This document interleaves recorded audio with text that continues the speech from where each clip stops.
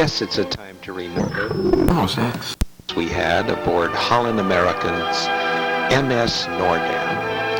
And what it made it particularly special to us was our shipboard companions, Bill and Gloria Boyce from South Carolina, Dick and Carolina, Dick and Betty Miles from Ohio, Don and Ray Carlson from Washington, Jack and Maria Simpson from Oregon,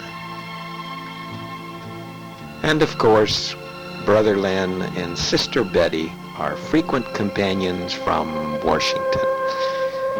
Now, Lois and I want to thank each of you for your part in making this cruise so memorable. And now to the itinerary. The Noordam departed Fort Lauderdale, Florida on Tuesday, January 6th at 5 p.m. Our destination was St. Martin, which is a 37 square mile island in the Lesser Antilles. We followed the route marked in yellow, which required 2 days at sea to cover some 1,100 miles. Our next port of call was some 170 miles away on the island of Guadeloupe in the French West Indies. Then it was on to Barbados, the easternmost island in the Caribbean. At this point, we were approximately 1,500 miles from Fort Lauderdale, Florida.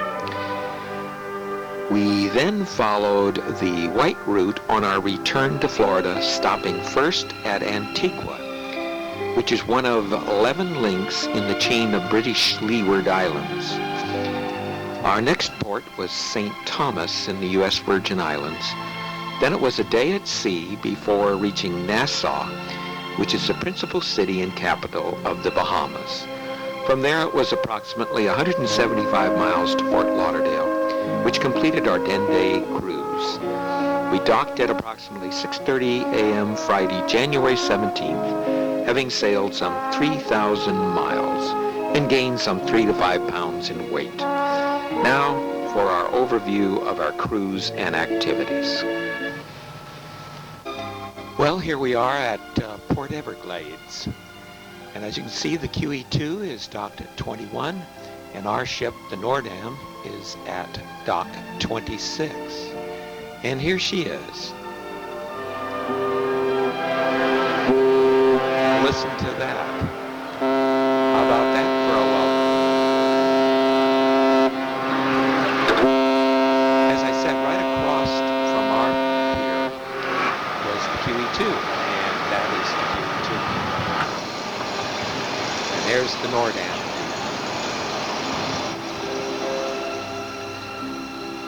So let's go on aboard, shall we?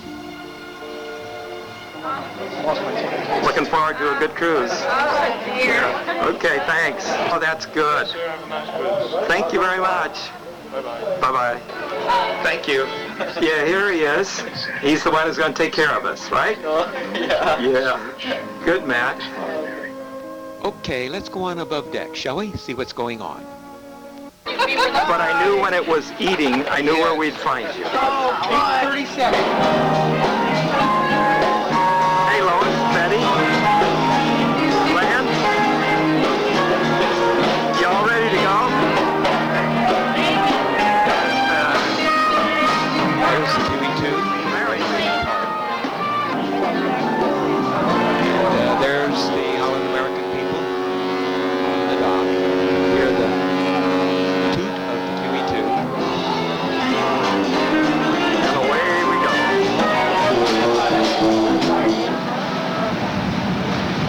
Here's some boats that are there as we leave. Have fun. Okay.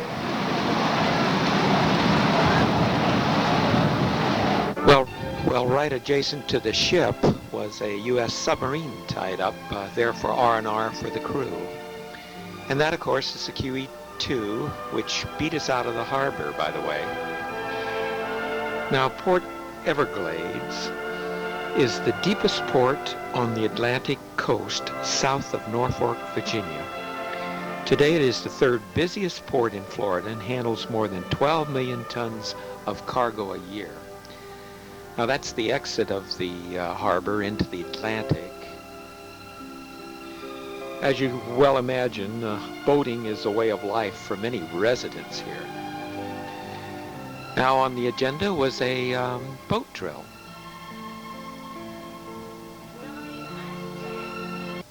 Lifeboats. 1, 2, 5, 6, 9, and 10.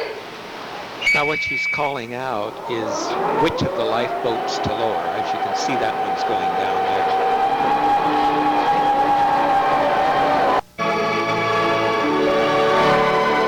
Well, as you can see, it was a beautiful sunset there in Florida.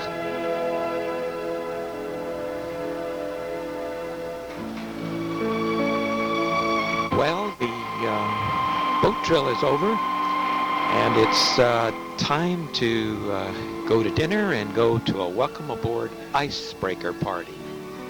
And it's just starting, so shall we tune in on it? The very best orchestra on the high seas. And I think you've already heard the sounds of the Noordam Orchestra under the direction of James Chrysler, and our drummer who comes along in all sorts of disguises. You're also going to find that we have the very best food on the MS Noordam. Folks, I don't know if you know this, but you can eat up to 14 times a day. Oh yes, you come on as passengers, but you go off as cargo. No, but food is a big thing here aboard the ship, and you will find as the cruise progresses along that you will just love it and you'll want to try absolutely everything. Len was one of the main icebreakers. Wasn't he a great sport? He sure was. We like you to get involved, and we got lots of champagne and lots of prizes to be won throughout the course of the cruise. Yeah, we enjoyed the champagne. All of these activities together are my department, the cruise staff, and I would like to introduce them to you right now. The gentleman responsible for scheduling the staff at the various activities, he does a fantastic job. Not only will you see him around the ship conducting the high energy activities, you'll also get to meet him, a very nice gentleman. Ladies and gentlemen, from Florida, here he is, Assistant Cruise Director, Mr. Lee Joyner.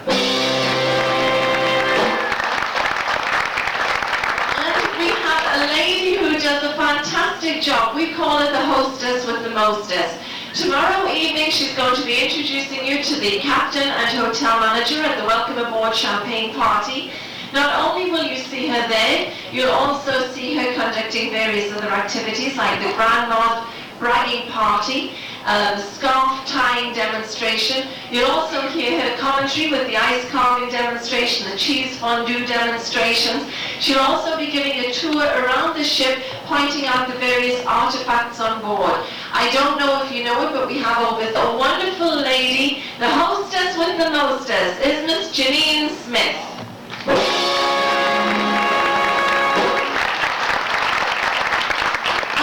Another super lady who looks after all of our junior cruises. Do we have any junior cruises with us tonight? No? Well, you're all young at heart, right? Yes, well, this lady has put together a full comprehensive program to keep our junior cruisers busy from early in the morning until late on in the evening. I believe we have all 4 juniors on board with us this cruise. Last week we had over 50, this week we've got only 4.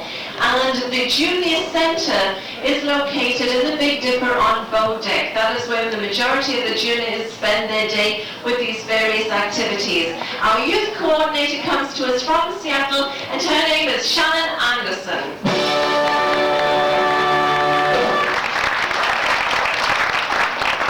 And we have another super lady that is going to be giving very important talks regarding the ports of call. She's going to be giving you the history behind all of the ports and also where all of the bargains can be had on the islands. She is our professional shopper. Ladies and gentlemen, our port lecturer is Miss Donna Baumgartner.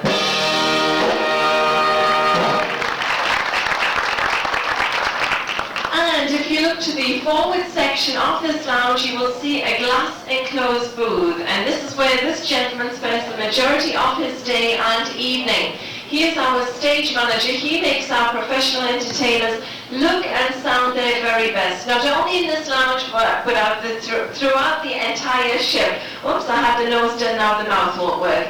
Here he is, our stage manager, Mr. Ron Coney.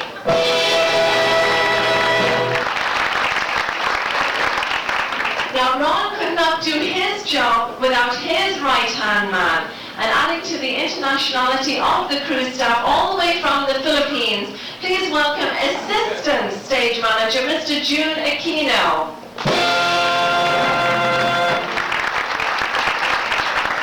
We have some fantastic shows in store for you. And folks, I am not exaggerating when I say fantastic shows in store for you.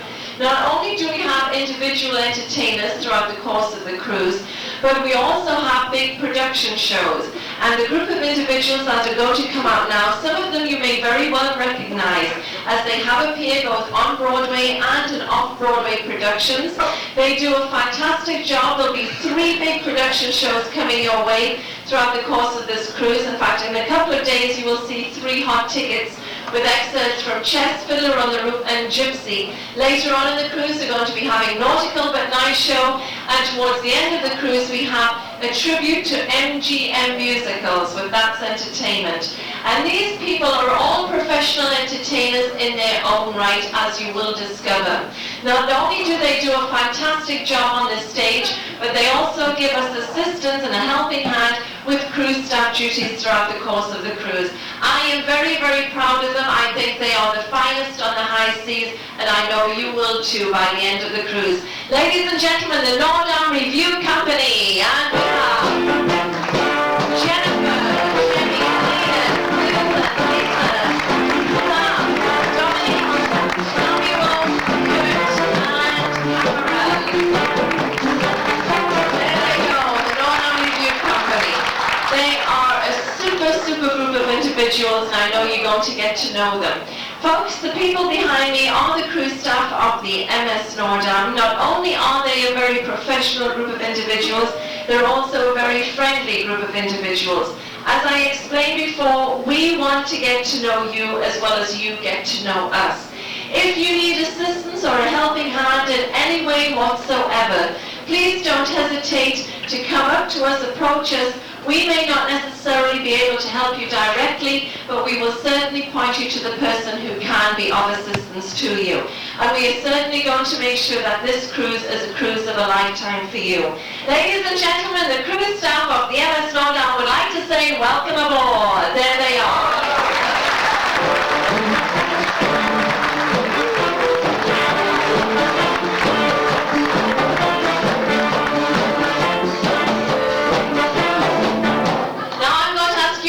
Do you want to win some prizes? Do you want to win some champagne? Yes. Well, in order to win either prizes or champagne, you have to be off your seat and on your feet. We need as many as possible to come on up onto the dance floor. You don't need a partner, just come on up here. Here we go. Don't be shy, everybody. Even those music gypsies.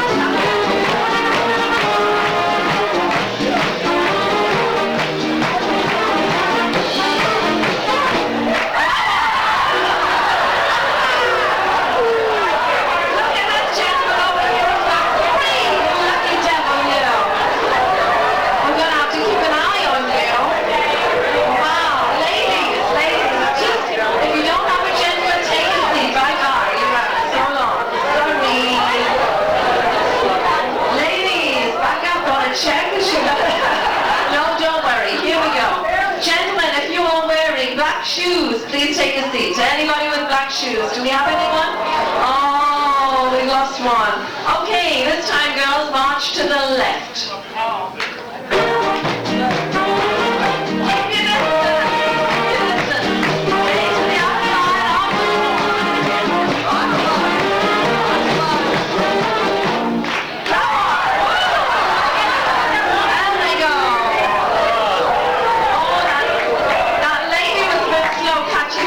But that's okay. Ladies, if you're without a partner, bye-bye. Off they go. Ladies, take a couple of steps back. Now we're down to the nitty-gritty. Gentlemen, if you are not wearing either a sweater or a cardigan, please take a seat. Oh, we're down to 2. This is it. This is your opportunity of a lifetime, gentlemen. Notice the way this gentleman is standing with his hands in front of him, bracing himself, protecting himself, more like it. Here we go. This time, ladies, march to the left. To the left.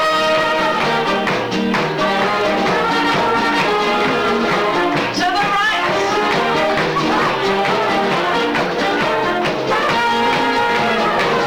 Grab one. So you think what they did? Gentlemen, this is a cruise ship on a ferry boat.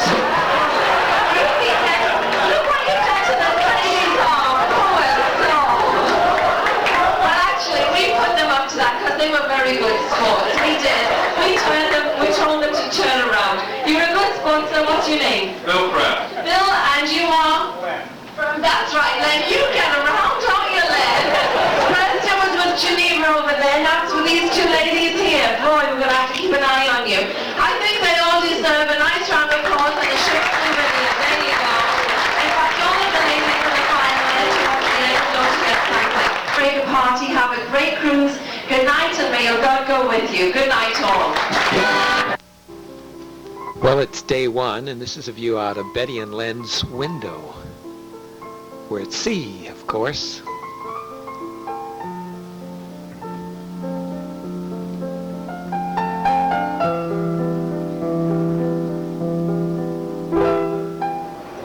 So here they are. Hi there. Oh, good morning, George. Good morning. Good morning, Lois. Good morning, Len. Hi, how you doing? Good afternoon. I'll bet he was, oh, look, I thought he was going to be working, but look at him. Hey, Len. Put your head down here. Put your head, Len. Well, look over there. What's he doing now? He's laughing. I caught him again.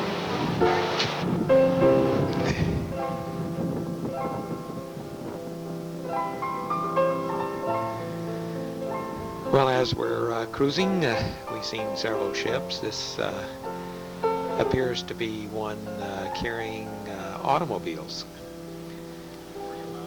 Kind of a rusted old scow.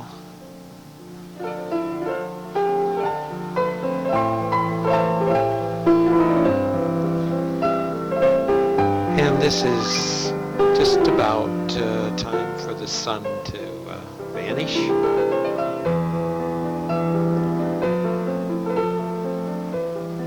You can see the seas are pretty calm that night.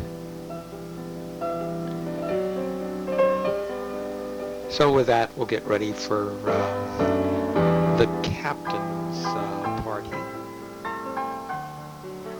Pleasure to meet you. Wind again. Yes, wind again. Oh, Hi there. Hi. This is the Enjoying it. Hi, captain.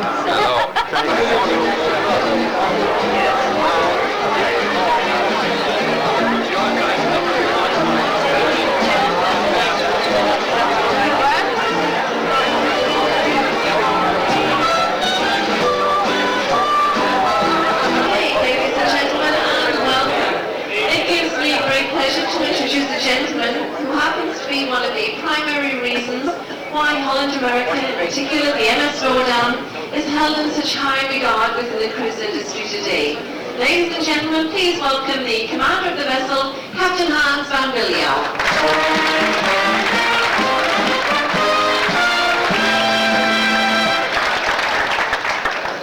Good evening, ladies and gentlemen. On behalf of the management of Holland America Line, my officers and staff, I wish you all a warm welcome here on board the Noordam. Thank you for selecting Holland America for your seagoing vacation, and we want you all to have a most enjoyable cruise with us. And to meet new friends, participate in as many activities as you want to, and if you prefer not, just relax and enjoy the beauty of the ocean. Holland America is in business for over a century and are known for having clean ships, good food and gracious service. Our main concern is your safety and comfort. The Noordam has been built 7 years ago in Saint-Nazaire, France. It's identical to her sister ship, the New Amsterdam, and with their 34,000 tons, the N ships are the smaller vessels in the company. This cruise we have 1,218 passengers on board and a crew of 530 to serve you. Majority of the officers is Dutch, shop and casino personnel is mostly British, and the crew is a unique combination of the Filipino and Indonesian nationality. They come from a heritage where it is an honor to serve. Last night, the charming crew staff were introduced to you, and tonight it is my privilege to introduce to you the ship staff and some of the senior officers.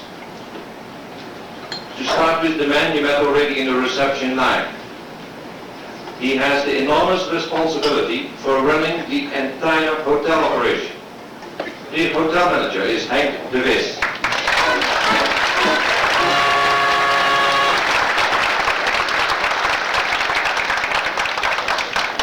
In charge of the engine room and all the technical aspects of the operation is a man who makes the Noordam an independent operating unit. The chief engineer is Bram Franke.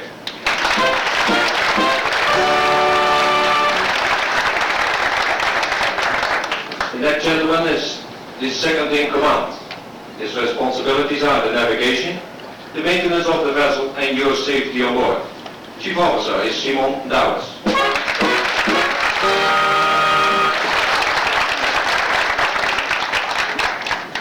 If you like to tell your friends home what a wonderful time you are having on board the Noordam, you can do so via our chief radio officer, Patrick Kenny.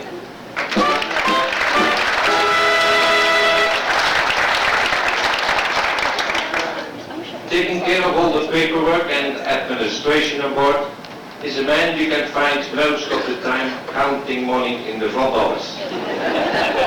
He especially gets excited by the end of the cruise upon presenting the bar bills. Those are $3.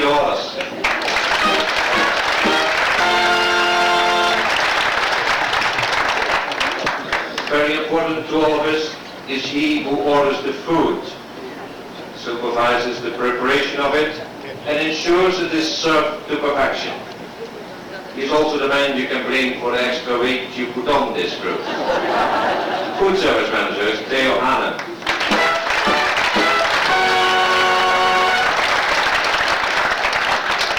His liquid counterpart supervises the services in bars and lounges. And to arrange a party for 600 people, this is certainly no problem for him. The beverage service manager is Jerry Spies.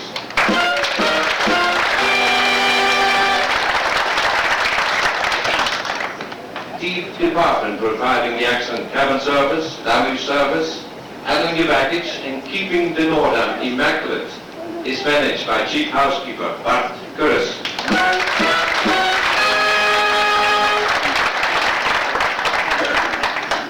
She is taking care of all the parties and get-together events. She has a font of information she loves to share with you. She is the hostess, Janine Smith.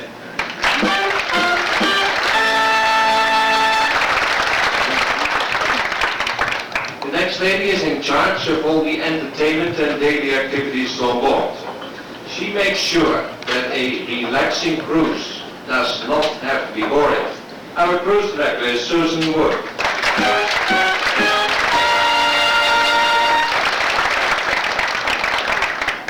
You all realize by now a captain doesn't run his ship alone. His staff does. So if you have any suggestions, only known as complaints, you see them. Also, I'd like to recognize the rest of the crew. who for obvious reasons cannot be here, but who are equally as important for the entire operation. In view of this, it is my pleasure to introduce to you to the Employee of the Month of December. He's chosen for his outstanding work performance. He's from Indonesia, working in the engine department as a fireman greaser. Ladies and gentlemen, please welcome Mr. Arpio Sujono.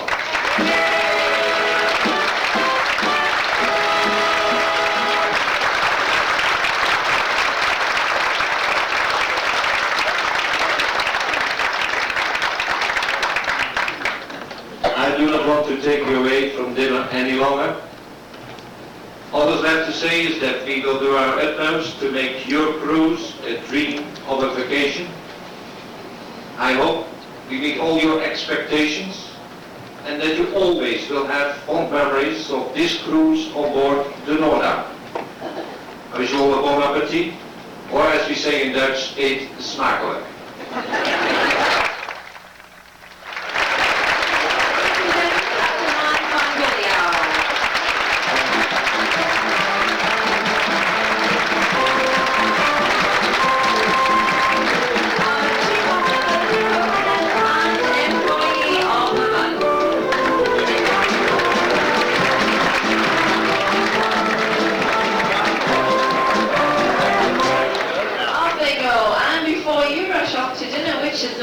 To the Amsterdam dining room, which is one deck down. I would like to remind you that we have a fabulous show in store for you in this very lounge at 10:15. We look forward to seeing you then. Until that time, may I also wish you bon appetit.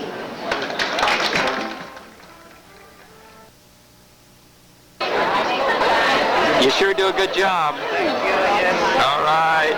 Here we go. Let Betty dig dig. Gloria, Daddy, and never forget beautiful lady.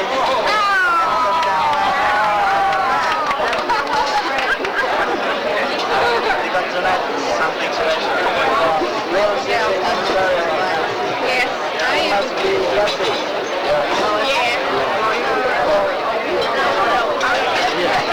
I don't think anything. Just sour cream? You take good care of us, Mom. Some more? It's fine. Thank you.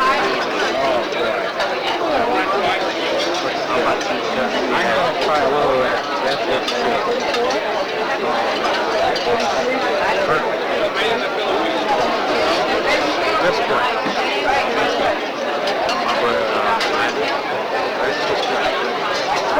He's just a growing boy. How you doing there, Bill? I'm doing great. Great. Wonderful. Hi, Gloria. Hi. Welcome to the Holland American Line. Yes. Looks like you're eating good. Oh, yeah. High on the hog, huh? Gaining all the way back. Betty? The hostess with the most. That's the way. Hello over here. Hi there. Hi, George. boy. Happy New Year. Yeah, thank you. We'll take a picture of our flaming flamboy here, huh? Good. All right. Oh, you treat us good. One more.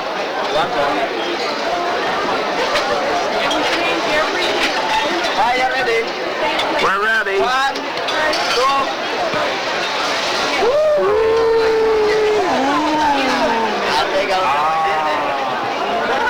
It didn't burn your eyebrows off. Nice job. Want to see more fire? Yeah. More fire? More fire. Look at look at the fire. Matt, I'm a star, eh?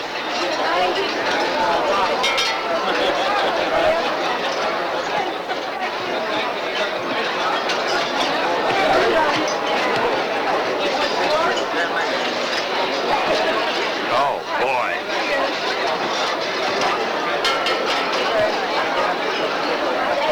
Now the cherry. Now the cherry. Now the cherry. Now the cherry. Okay.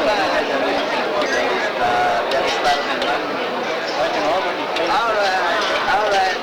$10 a picture. All right. Boy, that looks good. Okay, let's. Now he's ready. Not yet ready. Not yet, Just a huh? little more this. Okay.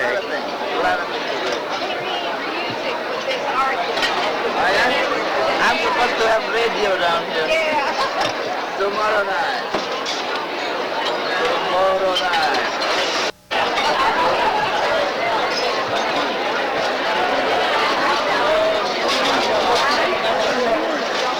Boy, that looks good.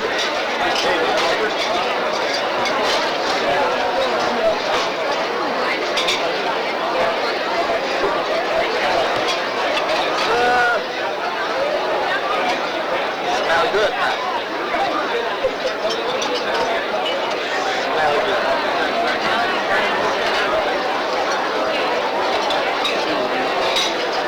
Looks good enough to eat. Very nice.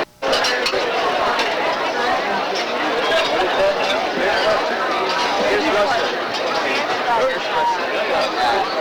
No more plan. No more plan. That's it. All right. No more plan. There's the finished product. Where's next door?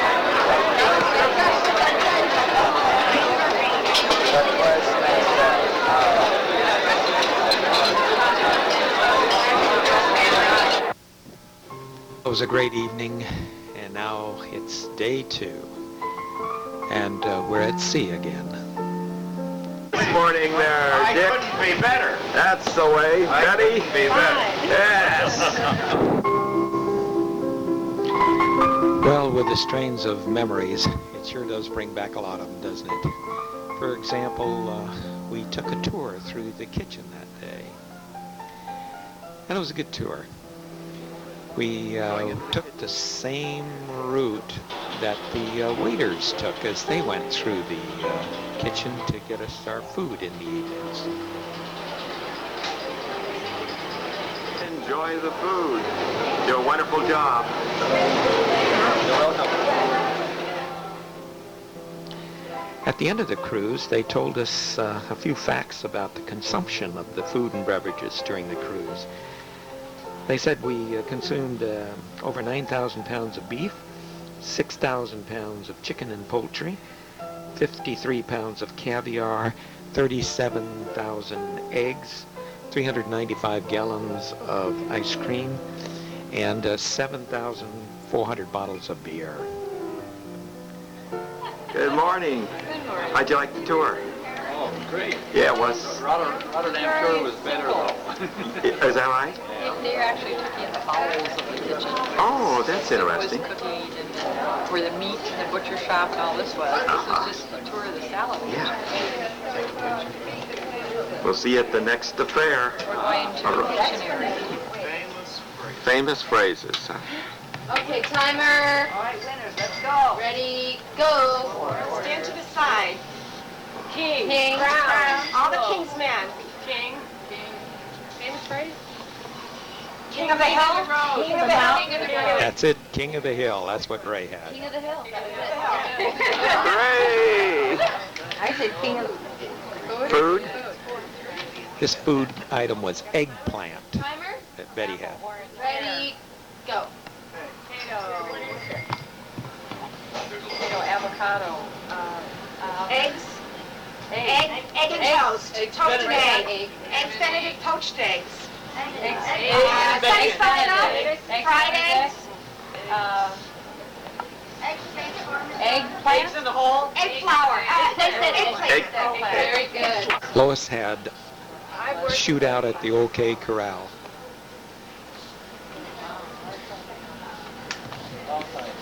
Table, chair, fence, bridge. Fence. Fence. Oh, don't fence me. Don't fence me. Rail. Usually daisy.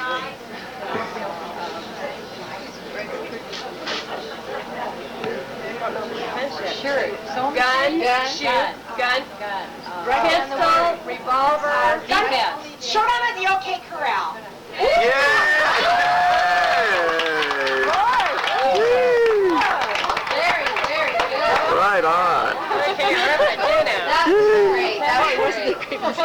Then I was out on the deck. Oh, look who's enjoying themselves there, huh? And then in for something to eat. And look, there's What are you Jack. after there, Jack? He's after a good big piece of pie, I'll bet.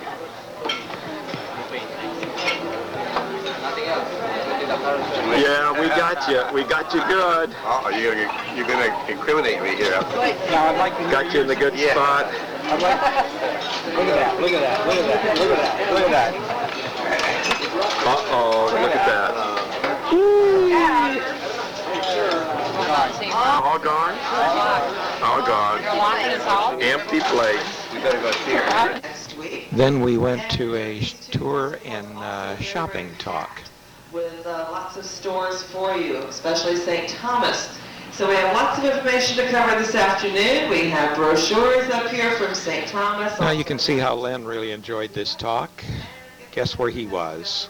All the information to cover this afternoon. It's going Ah, there he Hey, is. Len. It's that time again. Oh my God. On the bridge. We then took a bridge tour. So let's pick up from there and hear what he has to say. First, I'd like to introduce you to the second officer of Castle Quartermaster. Please do not interrupt them while they're work over here, and please do not touch any buttons, switches, or other handles indoors. If there is a fire in one of the sections, we can close down the whole zone by means of several switches. And then several doors in the hallways, the main staircase, etc. will close automatically in the bridge, so that the flames and smoke cannot go. This is, of course, the over fire the- control panel he's talking about. There's the, Well, it's not switched on at the moment, but when we're going into a harbor, we switch it on and we can see what the seabed is doing. let's talk about some of the It's connected navigating. with two gyro compasses. So if one fails, we can use another gyro compass. And over here is a repeater of the gyro compass. You can read chords over here. Set on 114. I'll tell you exactly what's in front of you. Yeah, the radar. There's a gentleman looking out the window. They do it all the time, day and Over night. here. And on each main engine is a shaft with a propeller. And forward, and this is a view looking starboard on the ship. Radio room. That's the radio room. Some of the photographs that the photographer took, and you can see the ship was rocking when I took these.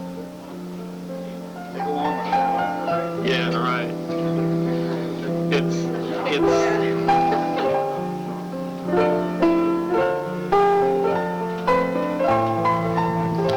And there we are out on deck, taking a look at the evening as the sun goes down. There wasn't much of a sunset that night. See you in the morning. Well, it says day 4, but actually it's day 3, and we're at St. Martin. I'll tell you, time goes by fast when you're having fun. We're anchored here in the bay, and tenders will be taking us ashore. They're right here. So let's go ashore, shall we? Hey, we enjoyed you last night. Thank you. Good show. Good morning. Well, here we go, down to the tenders. Boy, it was rough water, too, as you can see. There we go.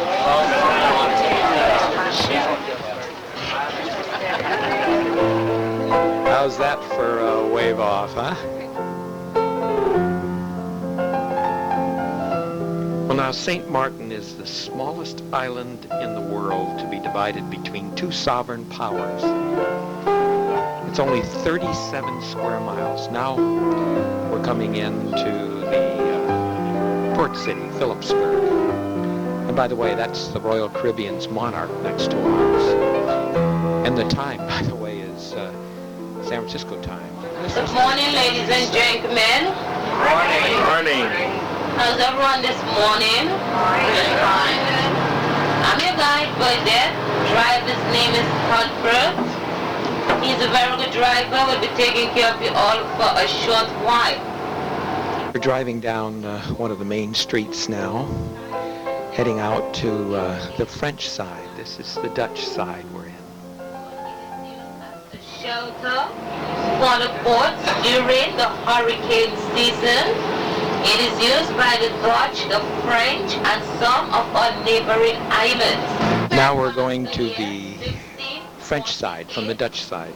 1948, over 300 years of peaceful existence between the Dutch and the French. Every November 11, St. Martin's Day, a ceremony is held at the border monument by the French and the Dutch government, where a wreath is laid to thank each other for the year of peace that exists between them. It is Dutch. For the French, it is French. English, Creole, Spanish, Complemento can be heard here. English, it is spoken of both the French and the Dutch side. We're now in the French capital of St. Martin, which is the town of Marigot. It's situated here right on a very pretty bay.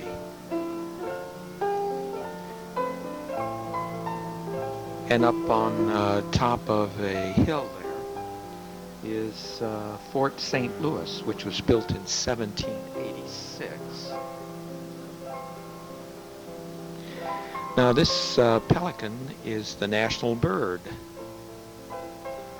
And by the way, as we mentioned before, the French and Dutch, although they're quite amenable today, they were not always as neighborly. We understand that the territory underwent 16 changes of flag from 1648 to 1816, with France, Holland, and even Britain claiming it at times. You can see the old buildings in that town. By the way, the franc is the currency they use on the French side, and the guilder on the Dutch side. There are approximately 25,000 population on the French side, which covers only 21 square miles, and 22,000 population on the Dutch side, which covers 16 square miles. By the way, as you can see, the street is very, very narrow. When our bus made this turn, he got an applause. But that's not only the narrow thing. Wait till you see this bridge ahead.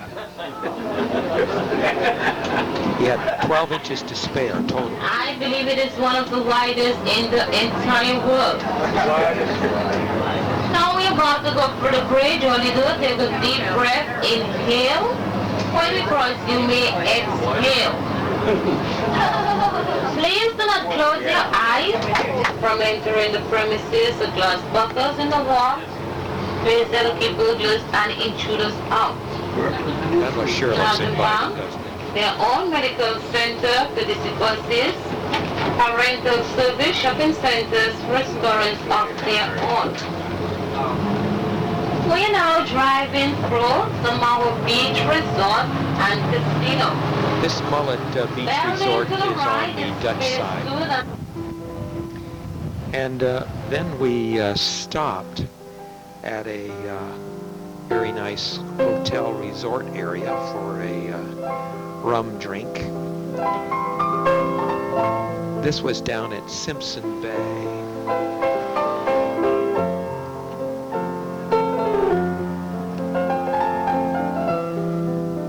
By the way, according to legend, Christopher Columbus discovered the island of St. Martin in 1493. And now we're on our way back to the port, and we made a stop there on the Dutch side to take a look back. That's the French side over there.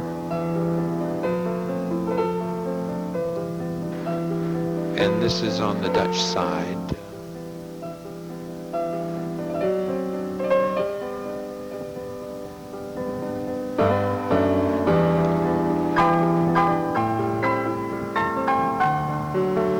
we're back on the ship. Betty and Len's porthole. You can really get a good view of the ships taken on and off. That's the tenders being now raised at the end of the day.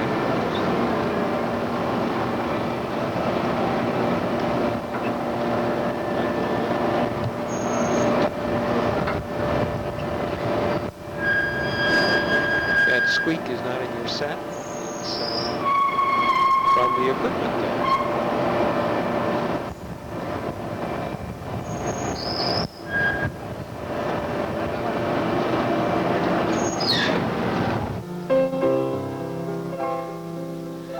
There comes another tender up.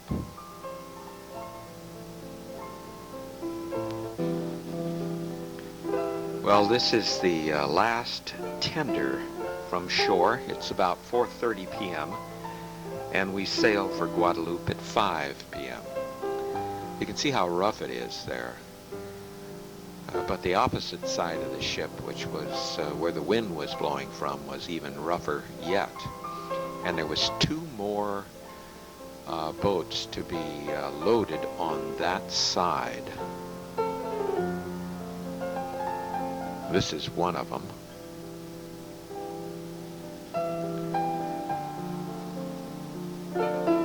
There goes the gangway, getting ready to bring it up, and there's the 2 boats that need to be loaded on the opposite side of the ship, and they'd be done after we got underway. Well, as you can see, it's 5 p.m.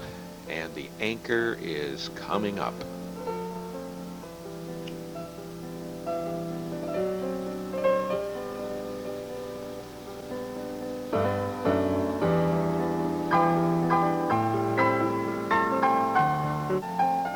Well, you'll notice that that crew member is using a hose to wash down the anchor chain as it came aboard. One thing I can sure say about the crew on that ship, they really did a lot of work on maintaining that ship. It was in beautiful condition.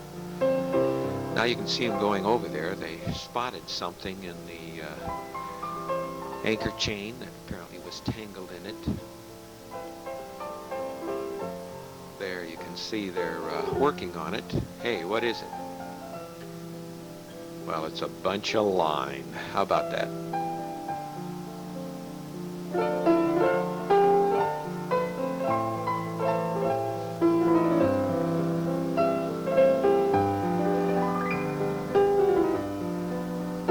Well, he cut it loose and we proceeded to raise the anchor.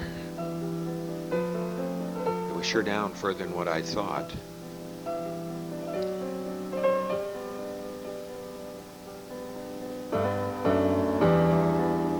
Some of those watching us as we raised anchor. There's Dick. And that ship, by the way, there is the Royal Caribbean's Monarch. And these 2 smaller ships are the Renaissance Cruise Line's ships. This one and a sister ship over there. And we were told they had just come in from Mexico. And right here is the last view of our port there at St. Martin. There's the 2 remaining tenders, which are on the opposite side of the ship. Well, as you can see, one of the tenders has been raised, and the second one is ready to come up. That's the last one to come on the ship.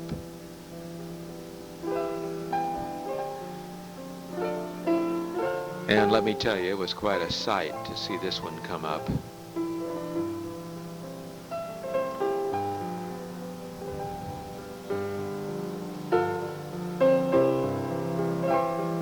Those crew members certainly have a precarious position on that tender, particularly with the wind blowing and the seas rough.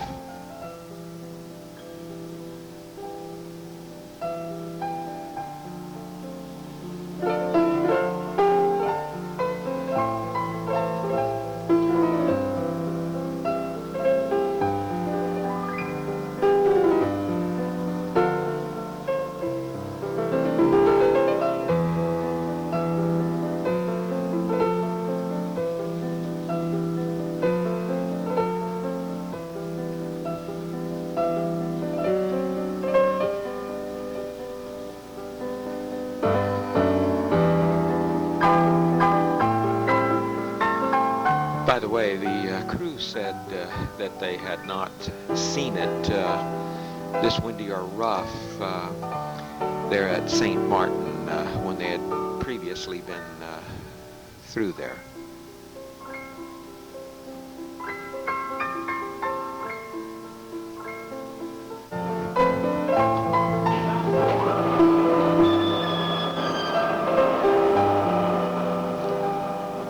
Well, as you can see, the tenders are just about at the upper promenade deck. And this is where the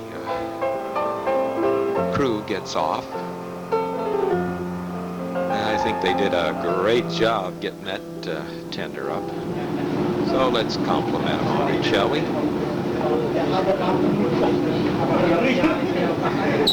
Good job. Hey, good job. Yeah, very good.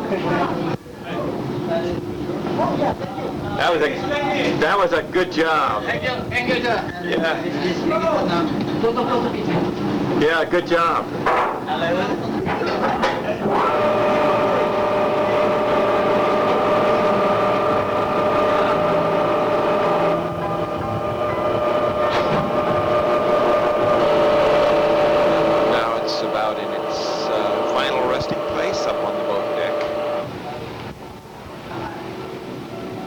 Hi, Lois.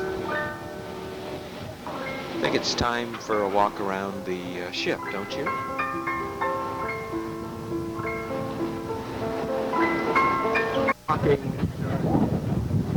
There goes Jack and Maria.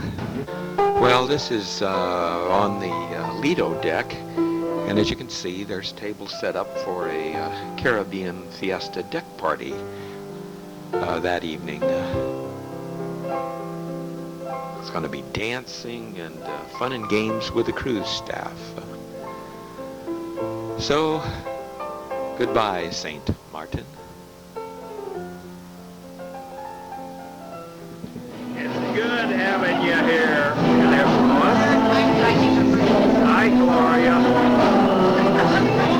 Hello, Bill.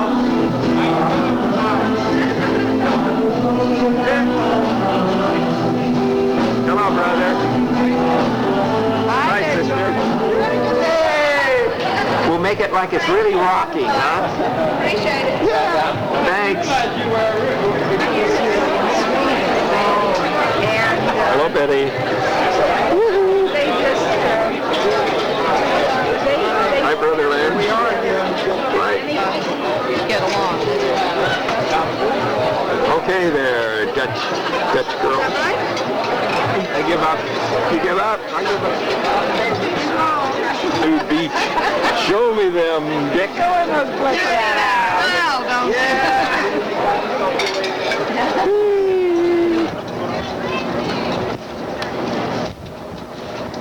This was the ice carving demonstration.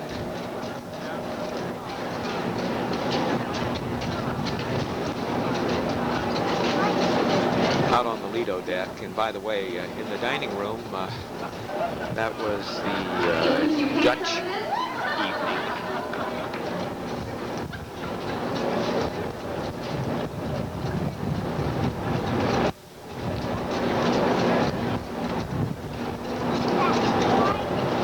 Now, the beginning setup, you saw the ice blocks being carried into the large ice plant, about 14 inches long, and basically that's all that tool is used for.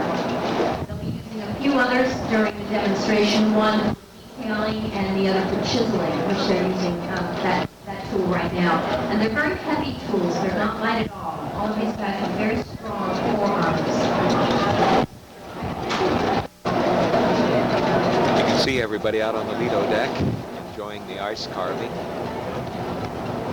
A paddle, and as the paddle rotates, it keeps the air bubbles from forming. They take the paddle out, and they fill that area in with hot water, and that is what that haziness is in the middle.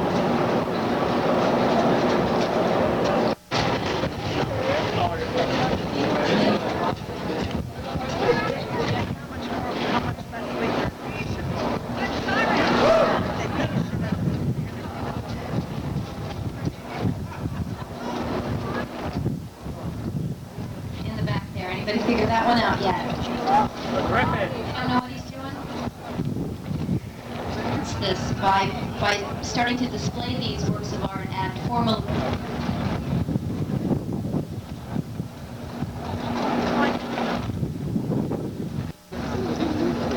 Well, you can really see the ice sculptures taking shape now, can't you?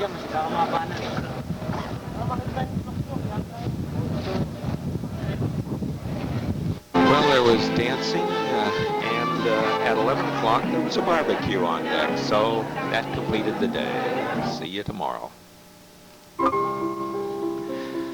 Well, it's Saturday, and it's day 4, and we're at Guadeloupe, which is a small island in the French Antilles.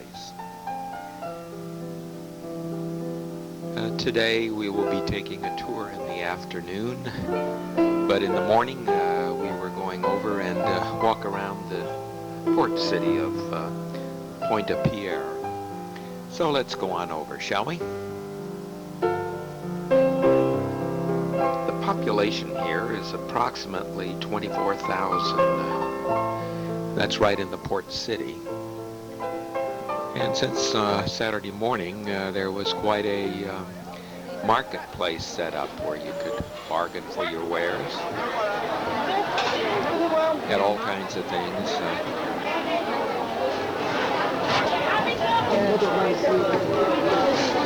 Vegetables, and take a look at that tripe. See the one on the scale? This was rather interesting. They were down there selling what they had caught during the night to the locals. A lot of bartering going on. Kind of pretty shells inside. Oh, they are. Those are big conch shells.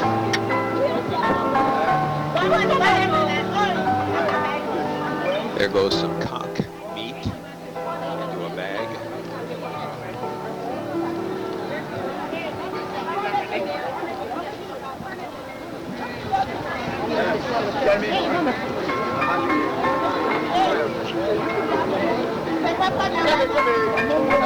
A lot of bartering going on.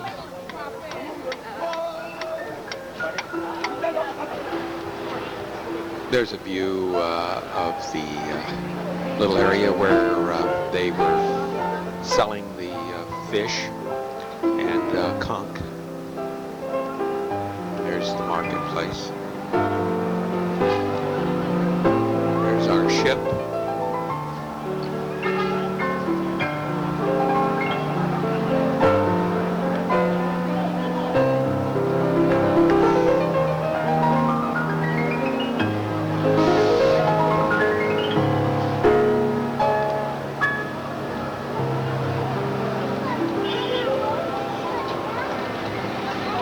The water was very pretty there.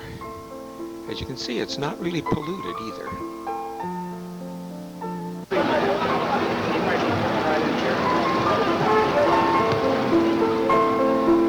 Here's one of the ferries that was coming into a dock right about where we were standing. It brings the locals in from a number of the islands.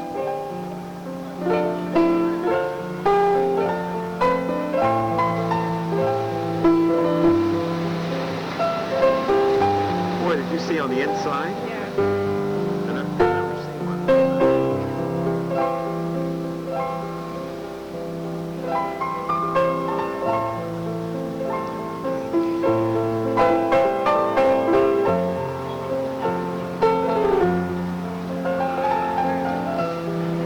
Quite good size ferries and rather unusual construction.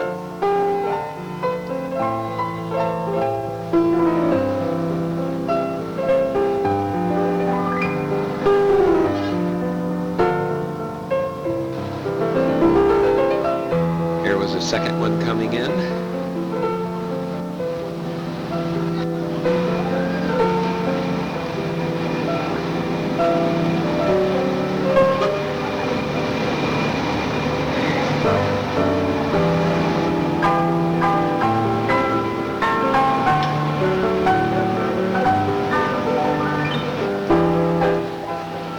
now we're down on the street, taking a walk through the Central Park.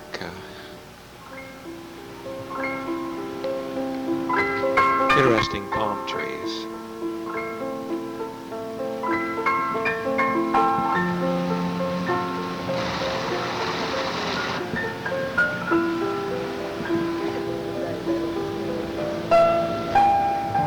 Lots of poinsettias.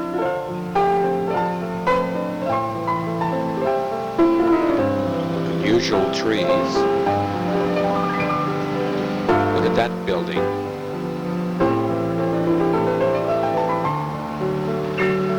We got you going. Have you spent a lot of money here? None, huh? Whereabouts are we? Yeah. Where are we, George? Guadalupe. I don't know, but I think Don can tell us where the nude beaches are. Then we took a walk down through the city, and look at that old place, and we came across this church. It was built in the 1700s, and it was in steel in construction on many of the beams. As you can see, it's in the process of being restored. And they were practicing the organ there, and windows were really unusual.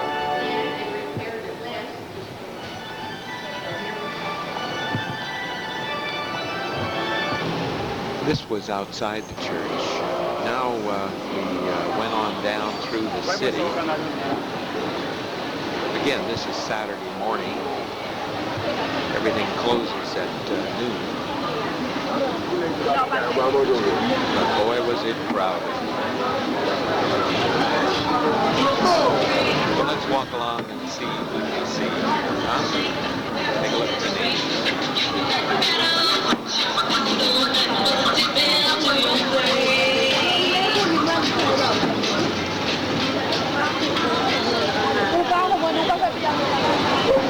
Say, here's some interesting natives. Take a look at these people. How you doing?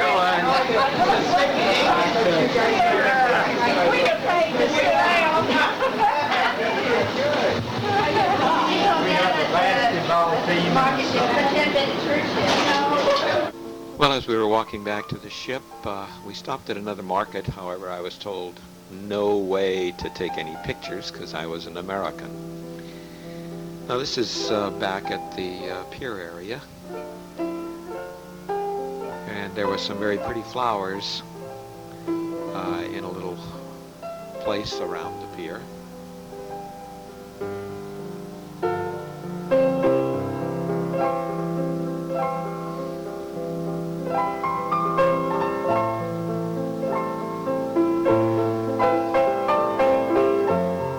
Always working, aren't they? They're going to paint the anchor area. Then in the afternoon, we took a tour of the island, this French island. And one of the highlights was a rainforest, which was out at the National Park. There was a real pretty waterfall there.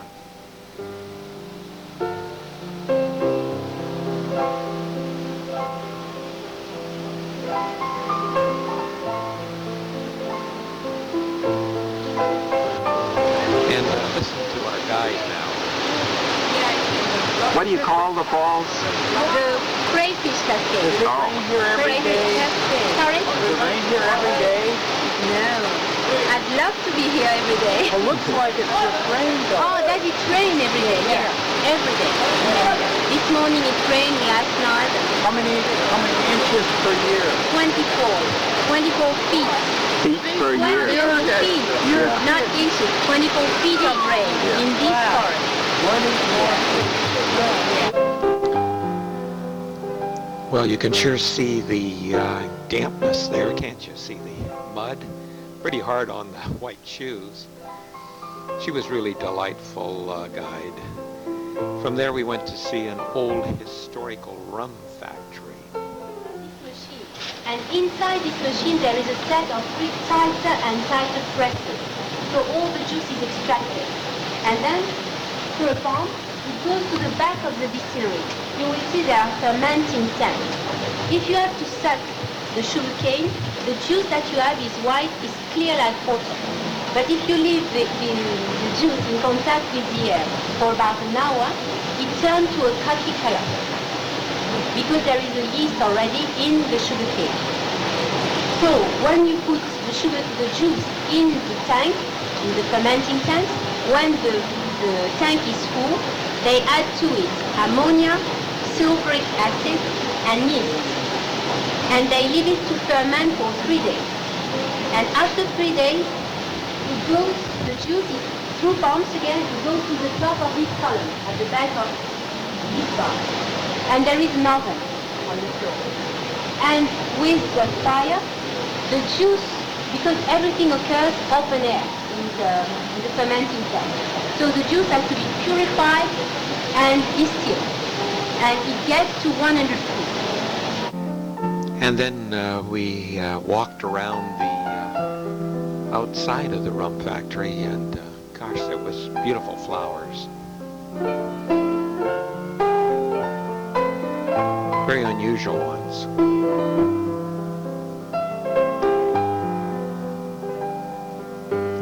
And from there we went over to this resort area and had again a light rum drink.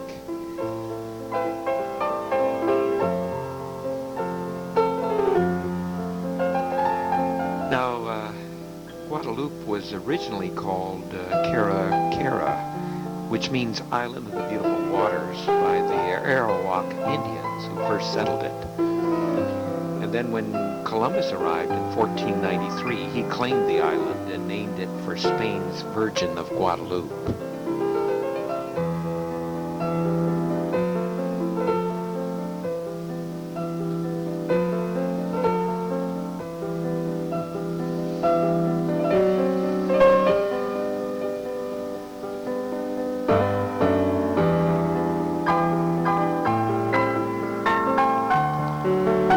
This was about 4 in the afternoon now. Rather unusual trees.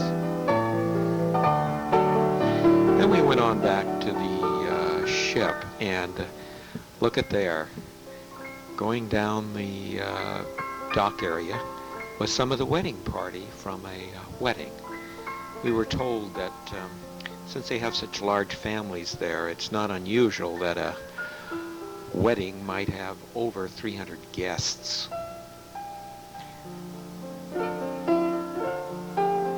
And that's the average wedding. Well, it's time to depart.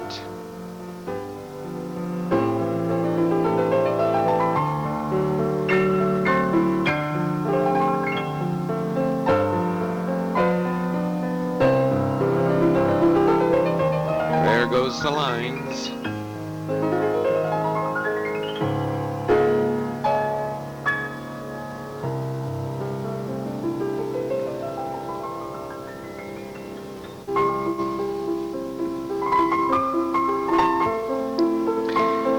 Notice up in the right-hand corner the crewman with his paint, going over to paint where the line just came in. And there's the captain, of course, and it's just about 5 o'clock. We're ready to depart Guadeloupe.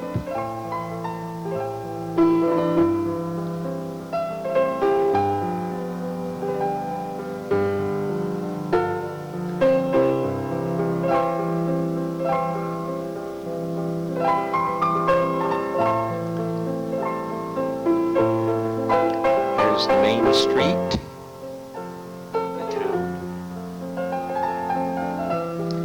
By the way, almost 24,000 people live there in Pointe-à-Pitre, the port city, and the whole population of the island is 330,000.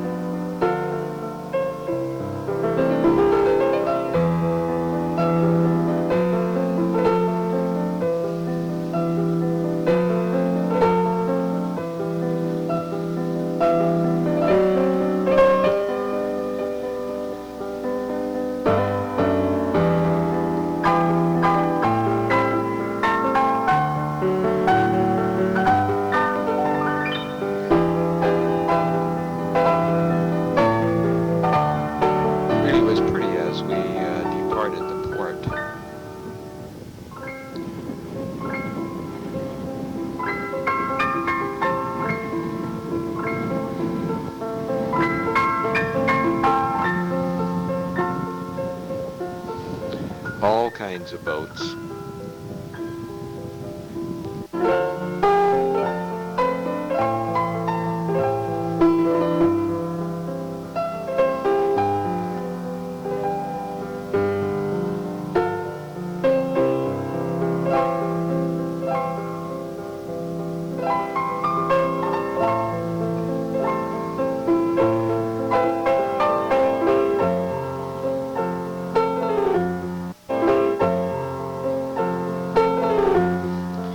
This is on the opposite side of the ship.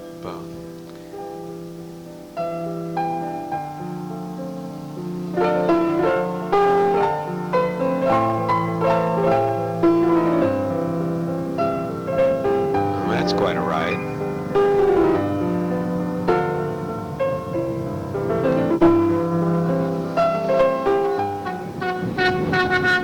Well, that's quite a salute from the ferry, isn't it?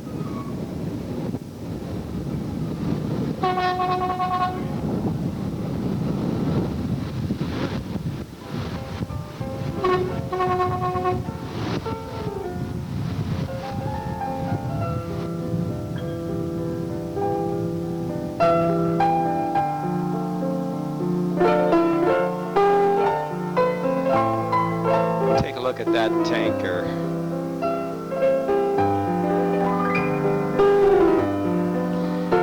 It's a good thing that oil floats on the water.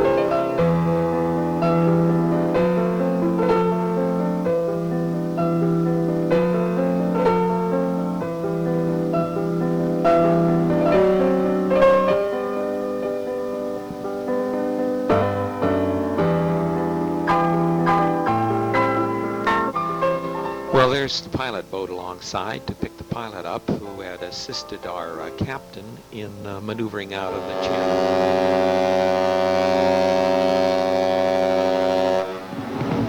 That's for the pilot. Anyway, you were on a couple of cruises. And there he goes. Then it was down to our cabin. Now we're looking out the porthole. Boy, I'm telling you, we're moving.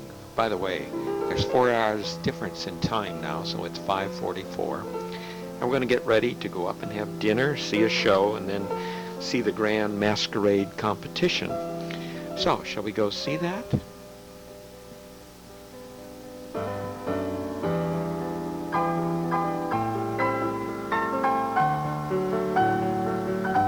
Thank you very much and welcome.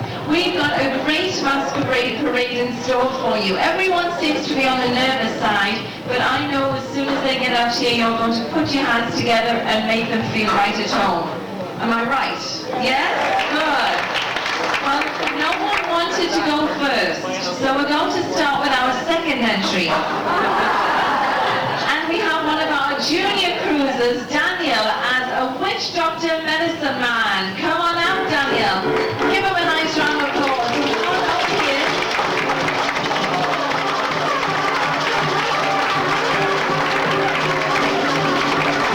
This mask? It's great. Did Shannon help you? Yes. Well, that's wonderful, but you know what she's forgot to do? She's forgot to put holes for breathing.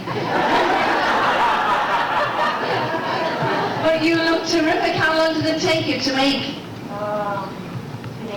2 days? Well, that's great. Have you cast any spells on anybody? Have you cured anybody? Oh, I see. Learn yourself voodoo. Well, you look terrific and you've done a great job. Give him a nice round of applause. Up you go this way, Daniel. You go on that way. And back and put it in the door next. That's great. Now we're going to go on with Rebecca as lovely Luawana lady. Here, oh, look at this. Isn't she gorgeous? Come on, folks. Let's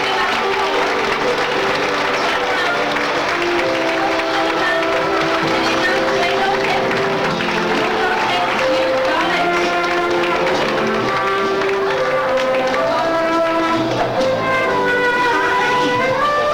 You're beautiful. Rebecca, where do you live? New Jersey. In New Jersey. And how old are you? I'm 8. Do you know I was 9 when I was your age? Rebecca, have you ever been to Hawaii? No. Do you want to go?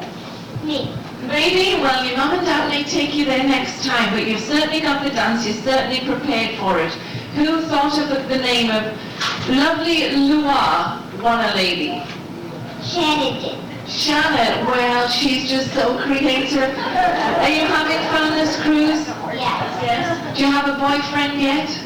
No. What about Daniel over there? He's not my boyfriend, he's just my brother. Oh, he's your brother. Oh, I see. Well, maybe we can fix you up a little later on. Okay, give her a nice round of applause.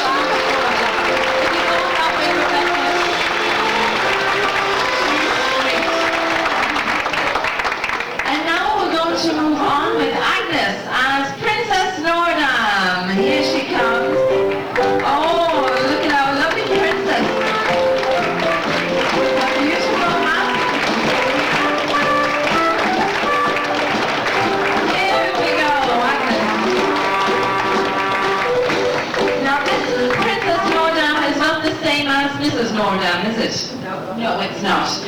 Where are you from, Agnes? Redding, California. From Redding, California, and where did you get this mask? It's absolutely gorgeous. This ship is moving. Well, you know, the more you have to drink, the less you feel it, so you should get a few drinks. Well, you should start, okay. You got the mask from where? I got it from a beautiful lady in Redding, California that makes them. It's a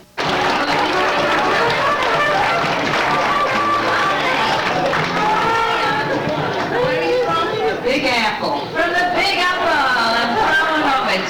And where did you get this costume?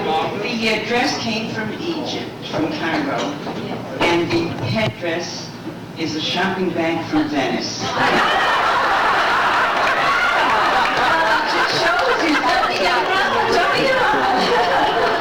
it's very, very creative, and I think you look great. You look as if you've got lovely earrings on here, but the handlebars, okay. Well, I think you've done a great job, and it's so nice that you participate. Give her a nice round of applause. Thank you. That's nice. For you. And now we're going to move on with Lynn and David as our Hawaiian dancing clown and her escort. Oh, look at this. What an escort. I'm going to ask Mom's age, that's all right. But you wanted to participate and you came up with the idea and you thought you would take him on round. And what do you think of a skirt? It's fine. It's fine. Oh, you're kind of shy, aren't you, David? David, you're 5, or you're a bit too young. We've got a lovely lady over there, Rebecca. She's looking for a toy boy. Maybe you would do. Give them a nice round of applause. Thank you, Mom, and thank you, David.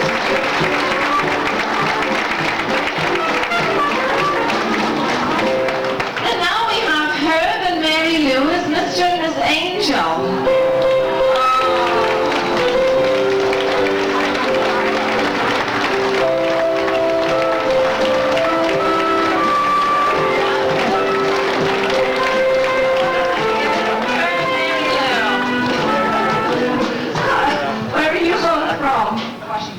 From Washington State.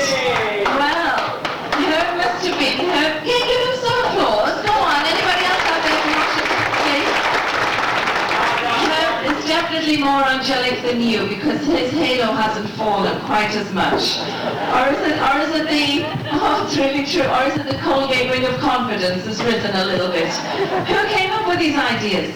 Oh, I guess I did. You did? Did you make the wings yourself? Customs. Oh, I see, but you certainly earned them. Well, we're angels on vacation. We're see what it's all about, how the mortals have fun. Oh, I see. So if we see you flitting around, we don't have to worry. No. He looks so angelic too, does he? I'm only here because the only thing I can remember is that I'd be sleeping in a lifeboat if I wasn't.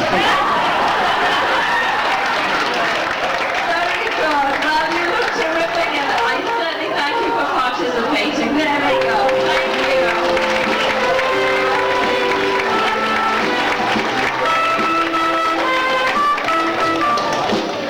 And now we have David as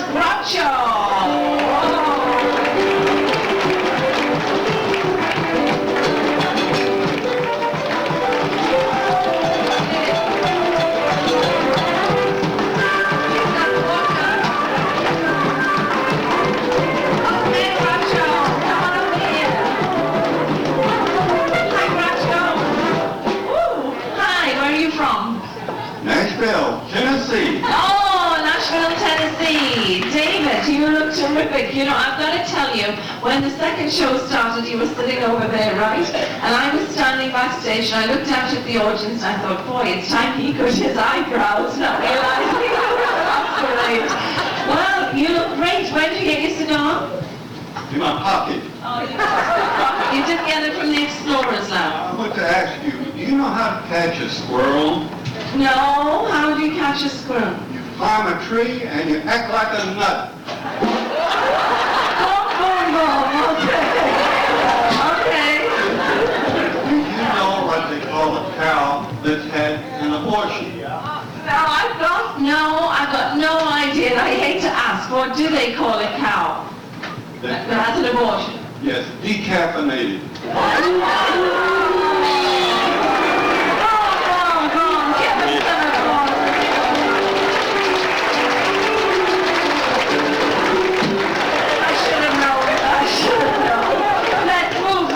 Along with Charlene as the ultimate Buffalo Bill beauty.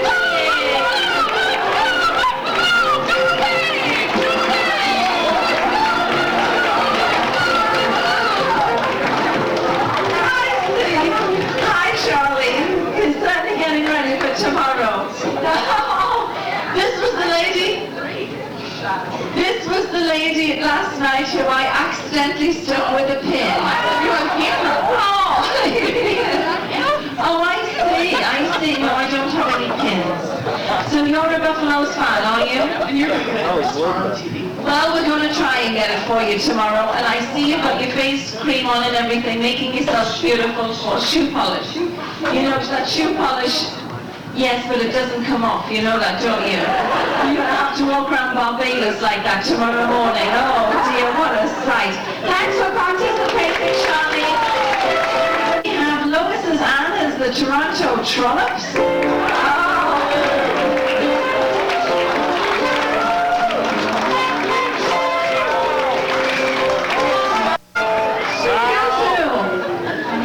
You're Anne, so you must be Lois. Did anyone offer you $5 today? 50 cents, oh! Well, these are great outfits. You obviously thought of this idea at home and you brought them along with you. Do you do the Charleston? Oh, definitely. Oh, definitely. One thing definitely, the other one saying definitely not. Do we want to see them tonight? Come on, girls, show us your stuff.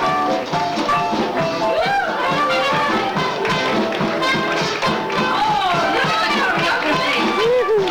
Yay! Well, they do a great job. Thank you, ladies. Thanks for participating. There they go. Cal and Rena, a streetcar named Desire.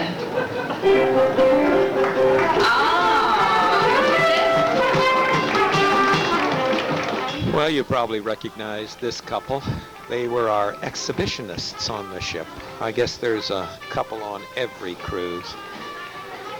By the way, you'll have to notice how he takes over from Susan Wood, the cruise director. Everybody else she interviewed, but watch what he does. Hi, and where are you both from? Well, actually, I'm the streetcar operator from New Orleans, and we're on the Desire Street streetcar, and this floozy got on tonight and refused to pay. I am not a floozy, you've got a nerve. I was just dancing at the Peak Pine Lounge, and I met this nice fella, and he offered to drive me home in his stuffed bearcat. He would refuse to drive home in a stuffed bearcat. But then, you would not believe what he wanted to do in the back seat. So I decided I'd go home in a streetcar. Well, where is he? I'll go. If he was any kind of a gentleman, he'd let a lady in distress ride free. Look, this is a business. A streetcar's supposed to make money. You pay your nickel or you get off and walk. Well, that guy made me plenty mad, so I guess it's all right to use my mad money.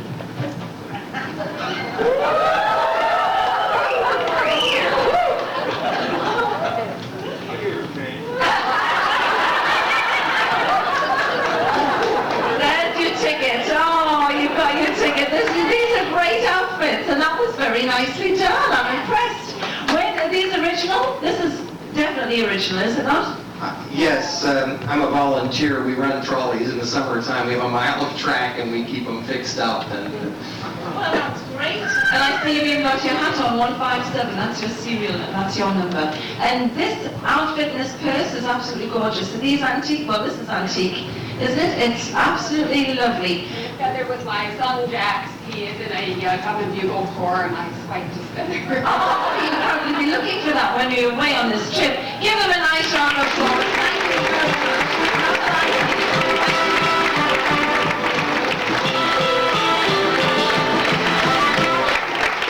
And let's go on now with Judy and Ernie as Mop and Glow.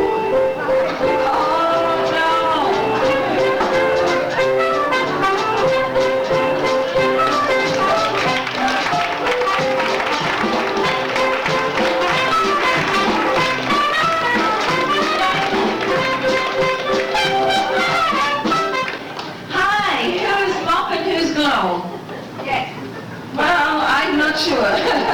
Both glowing. I can tell. So are your cheeks and your lips. You've got lipstick on an inch deep here. You're never going to get that off. I've got to admit, you've got to hold that in a little. Hold it in. You can do it. There you go. What a great figure you've got. That's with all of the hard work, I presume. This is perfect. Yes. Have you been cleaning the ship? Well, that's my inspiration, because when I saw how clean the ship was, I decided that cleanliness was next to godliness. Oh, well, I tell you what, you two could possibly keep our two fairies company over there. And where did you steal these mops from? A supermarket. Oh, I was going to tell Janine to mark it down on the stolen goods list of the ship. I thought you got none of us. Backstage, I was standing on Yes, I know. We've got hundreds of those back there. Well, thank you very much. I won't detain you any longer. I know you've got lots of work to do. There we go. Mop and Glow.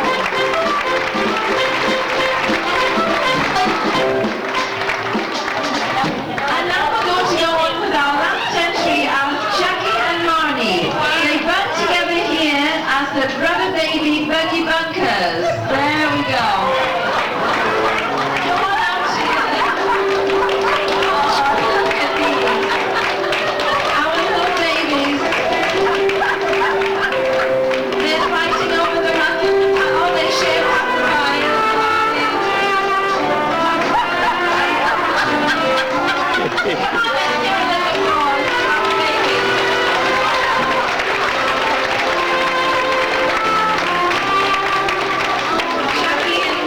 And where are you both from? Ontario. Ontario. Oh, you ladies are wild. Look, you know what they should have been paying for you? Baby face. You got the cutest little baby face. And those knees aren't bad either. I've never seen such a pair before. Now, it's the diapers that intrigue me. Where did you get the diapers? A bit of flannelette. That's a bit of flannelette. We should have had you two for New Year, for the New Year's babies. You look great. I don't know why you're sucking on that so much. Have you dipped it? Hungry? Have you dipped it in whiskey or brandy or something? I'll never tell. Oh, you'll never tell. Well, there they go, our beautiful babies. They've done a great job. Did you see his little diaper was hanging down so much at the back he looked as if it pooped? Get your diaper up a little. Well, folks, that concludes our little parade here. Normally, we would have passenger judges, but I think they have all done a fantastic job tonight, so we're going to award them all first place prize. Let's bring them out if you will, please. You've got to go with you. Good night, all.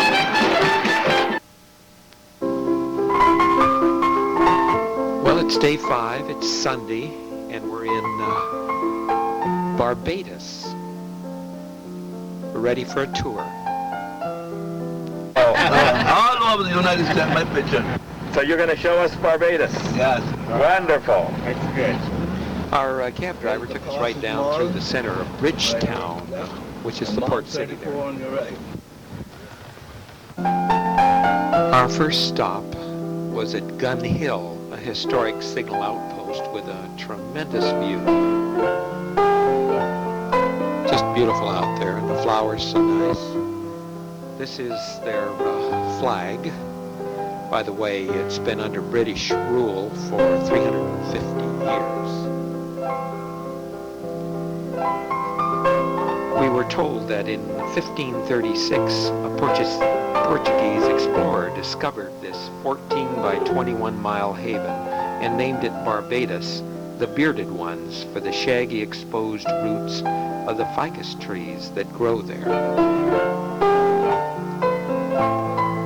The language on the island is English with an island lilt. Now this is a lion that was carved by an officer. It's a pretty big monument.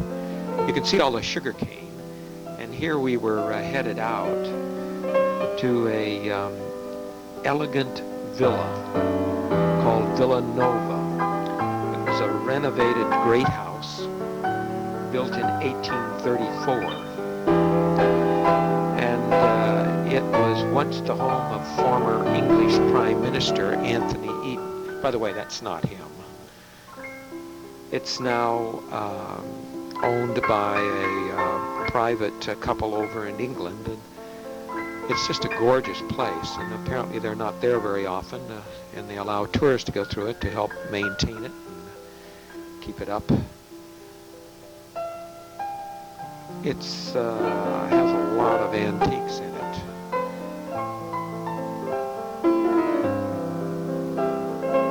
Very well preserved, beautiful molding, and the yards were just beautiful. The grounds around it, as you'll see, it's quite landscaped, and had a real neat guide that took us through that. So let's listen to some of this pattern, shall we?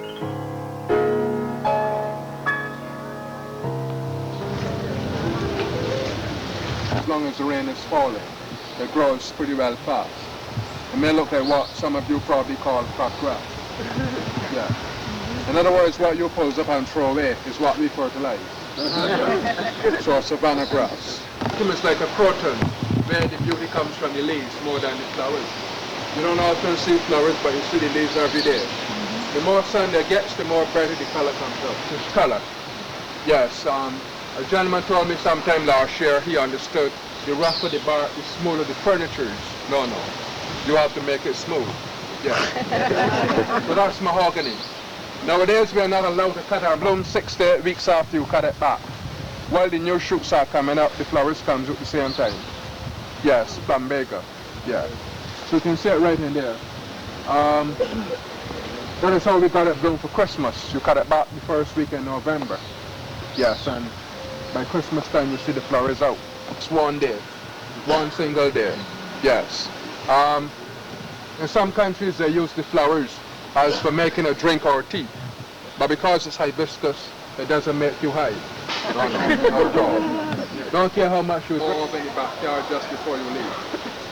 Now the 4 tall trees are palm trees. Yes. That's because it grows up tall and crooked, always has this produce nothing much. We now call them politician palm trees. It's in 4 different colors. In some countries they call it little boy flowers. Nobody knows why. Yeah, you're going to see a bathtub. Yes, that bathtub is made from a small chenille. We call it cat or bowl brush or dragon tail. The correct full bloom last May, the blooms of it was red. Chinese orchid tree. It came to bloom last October. It's going to bloom till about June or July. Now there's also the red poinsettia. Yeah, red poinsettia. It also comes in white. Yeah, it comes in white as well as pink. You're going to see the pink down below. And there's also a pentas. Yeah, maybe what you call sweet williams. Yes, pentas. Now the mango trees are beginning. Along there, Vanda. Where they fish. It was the Portuguese who named Barbados after the banyan tree. Yeah, that's Barbados. Yeah. Now, in other words, it's when the limbs grows out, the limbs then drop their roots. Those are what is known as the beard. From time to time.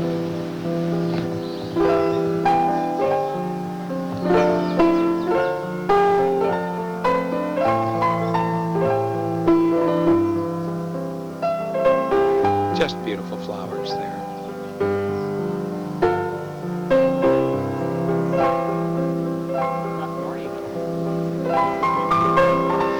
Then from there we went to St. John's Parish Church. And it was Sunday morning and there was a service going on. And a gentleman came up and allowed us to videotape it, asked us for, we'd like to make a contribution to their building fund, and we certainly did.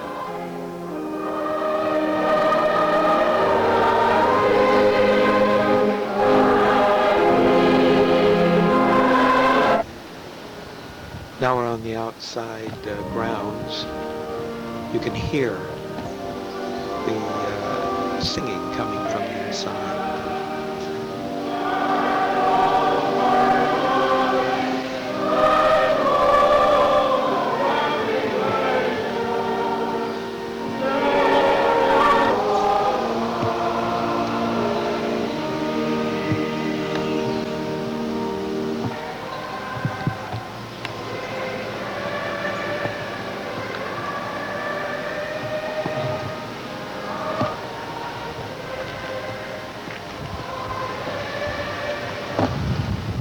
This is a view looking at the east coast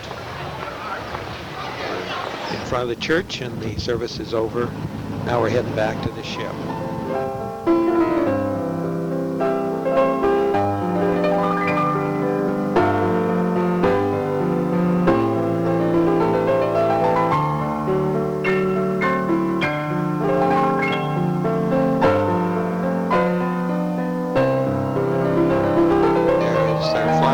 Land. Going to point out where he lives. It's right down there. Well, at least you're close. Oh, you can tell the good accommodation. When you want to go ashore, you got first chance, right? In the afternoon, we took another tour to Harrison's Cave, which is a limestone cave. Let's pick up on what our tour guide was saying. On the east side.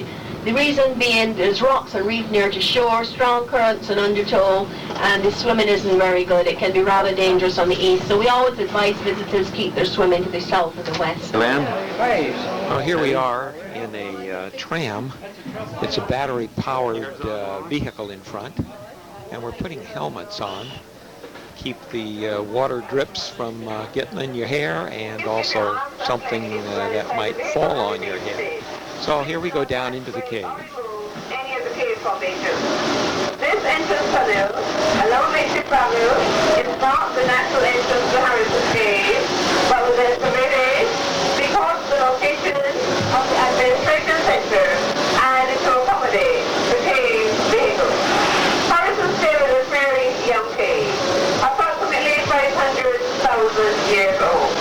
It was first discovered 200 years ago by an English doctor. It was rediscovered in 1970 by Mr. Ole Sørensen of Denmark. It was officially opened on November 28, 1981. Occasionally, you might see drips of water from the ceiling. These droplets are called cave showers. Ladies and gentlemen, we are now approaching our first point of interest, the Great Hall. The Great Hall is divided into two sections by the trail. It has an upper level and a lower level. On my right is our first sight and sound of an active tree, which has movement in the cave. The formations going to the ground are called stalagmites. The formations going to This the Great Hall ceiling is are 150 called feet long and 50 The feet Great Hall tall. is 100 feet high and stretches 150 feet across.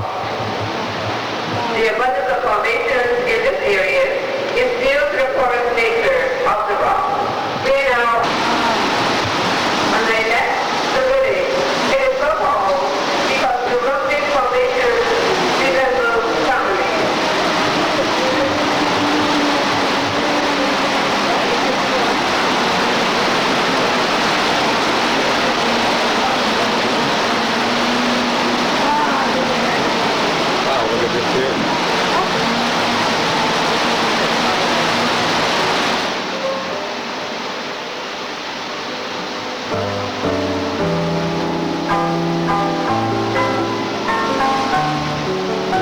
water flowing. It's just beautiful in there. Certainly this video doesn't do it justice.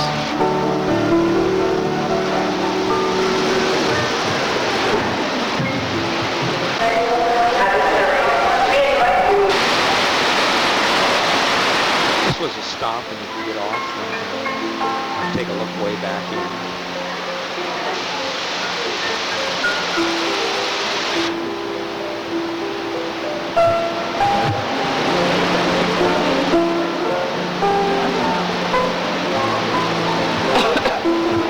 Unfortunately, it corresponded Saturday was during excavation. In the background.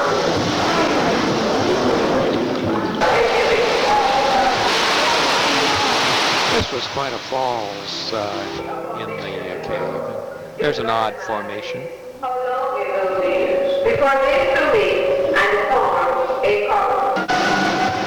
Here we are now coming out of the cave, and we're in front of Harrison's Cave Visitors Center. Very pretty area. By the way, the cave was approximately 1 mile long, and we went beneath the ground about 160 feet. These are again some flowers in front of the area there. And now it's back to the ship.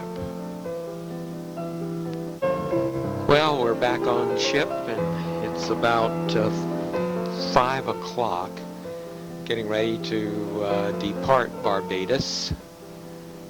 You can see the lines have been brought up, and there's our friendly painter again.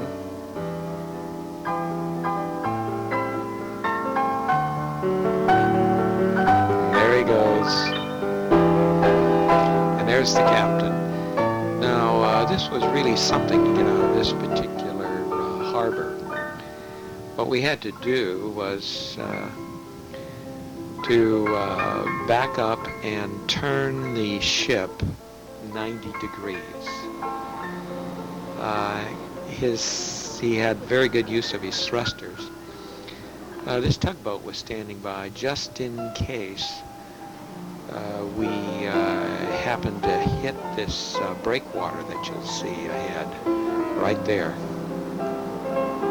You can see us now backing and turning slightly.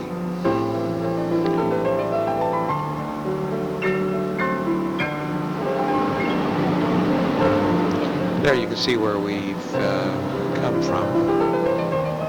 And although that doesn't look too close, that's very close when you think that the stern of the ship had very little clearance also.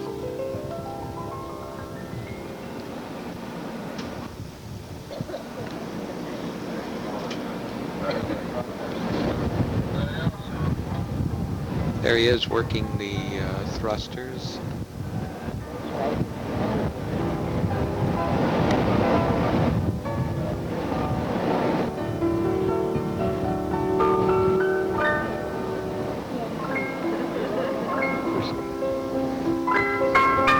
And we're out at the harbor now.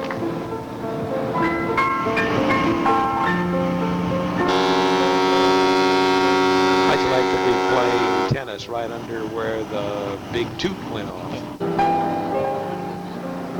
Well, the sun was going down. It was time to go below decks, get around, go up and have dinner. And then this evening is the dessert extravaganza. So shall we go see it? Well, there it is. What a beautiful spread of food. Can you imagine, we just ate at 8:15, it's now 11:30, and all these desserts look so good. Well, somebody has to sample them, don't they? Just a beautiful spread. All low-cal. Remember, if it's good, it's low-cal. Very, very nice. Well, here it is, day 6, and we're coming into Antigua, which is a British colony. and it's the port city of St. John's. That's the pilot boat out there.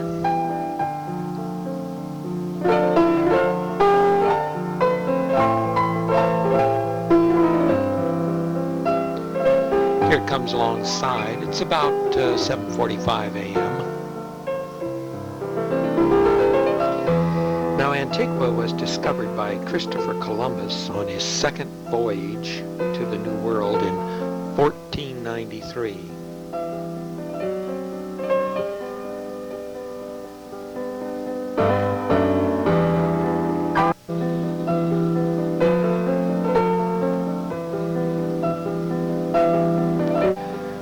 Well, there we're coming into the port of St. John, which is the capital of Antigua.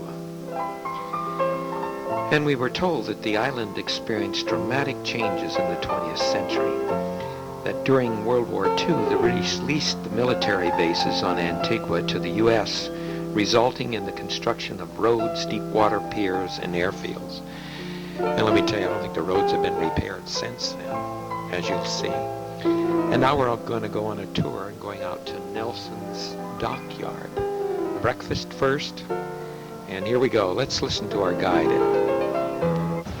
Before I start telling you about these pillars and buildings, the Nelson's Dockyard was named after the famous Admiral Horatio Nelson. I'm sure you've heard of him, huh? He was at the age of 26 when he became commander of the Northern Division of the Leeward Islands, stationed here in Antigua in 1784 to 1785. The dockyard was built at the mouth of a nearly landlocked, nearly hurricane-proof harbor. The dockyard, we were told, serviced the British fleet through the 19th century. This was one of the old storage buildings and office buildings. It's now a bar inside. You can see there's some puddles. It started to rain. This is the old Admiral's house. However, this building is now used as the museum, a gift store, and above you find the different offices for the National Parks Authority. Well, we went in the Admiral's house. They told us that he never really used it. He would rather stay on the ship.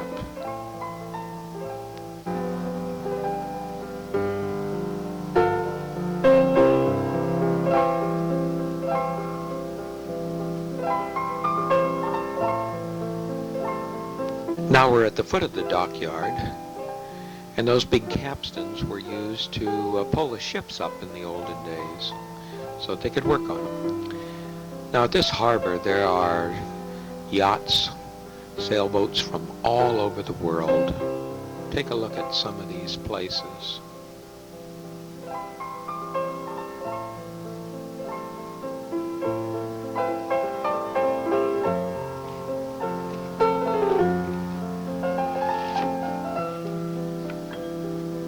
Well, from here we went to the Clarence House, originally built for the Duke of Clarence. So let's listen to the guide there.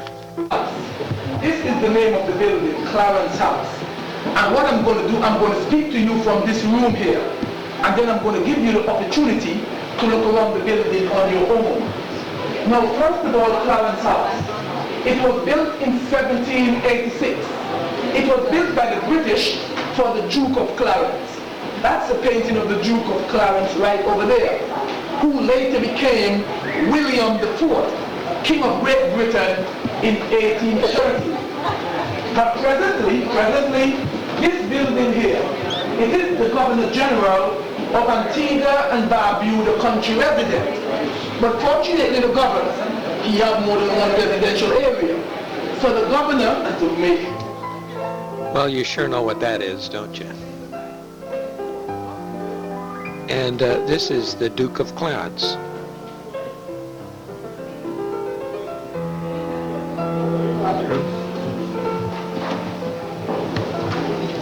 Notice the architecture. This is Margaret's and Lord Snowdon's honeymoon room.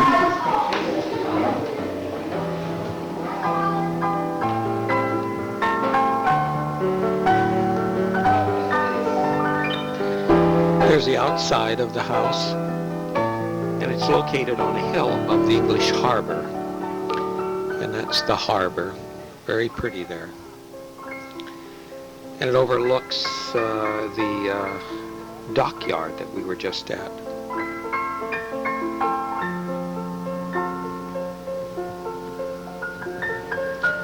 Very serene place.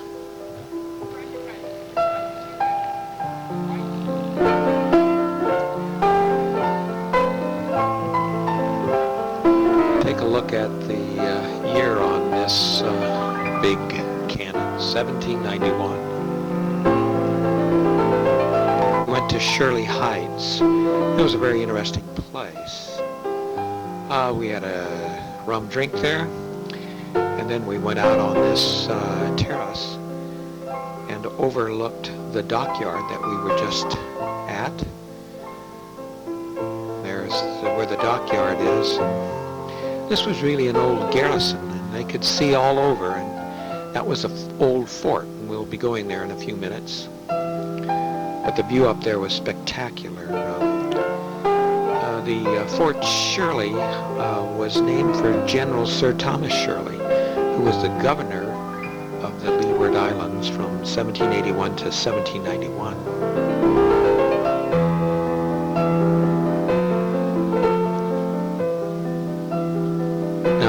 This fort was in active use until about 1852, they told us. There's a museum next door.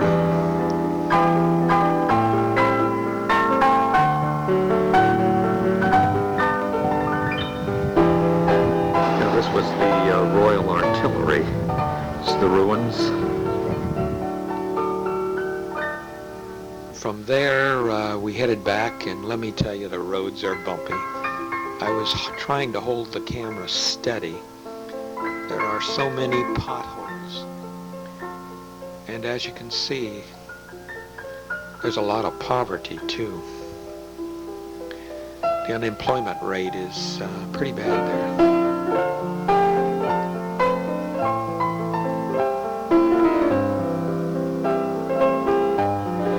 This now is in the town, and that's the market.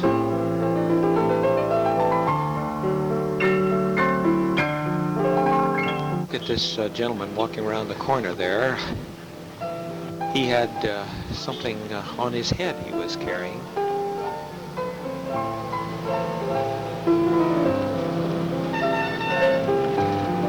And then it was on through the rest of the town back to the ship.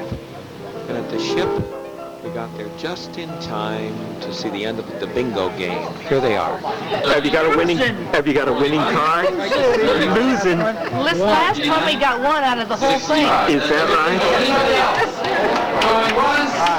Twice, this game is over. Good job. For some entertainment. Ladies and gentlemen, they are the best Calypso orchestra on the island. So put your hands together, give them a nice Noordam welcome.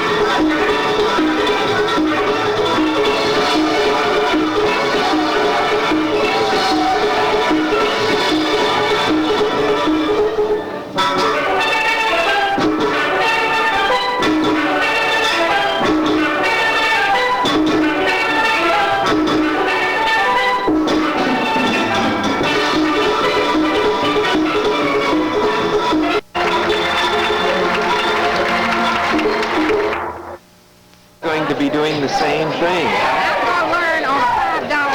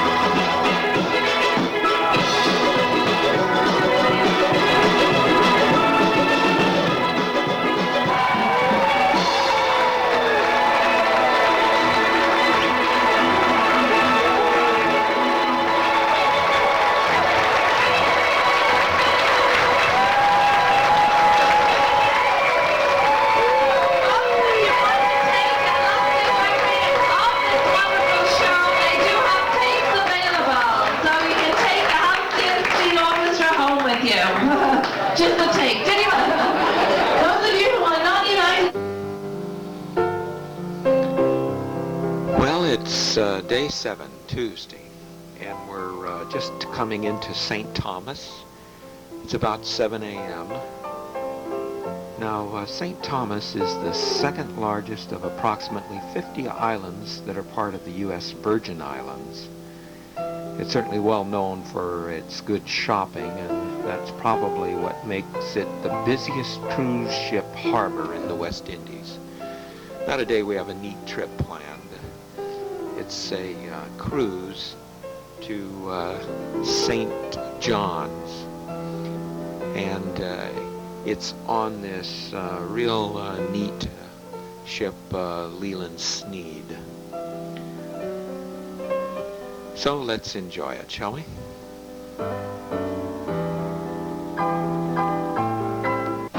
My name's Carolyn. I'm one of the captains and owners and builders of the boat. Eric's another owner and builder, and Ron up there driving is the third owner and builder that we have on board. He's also a captain.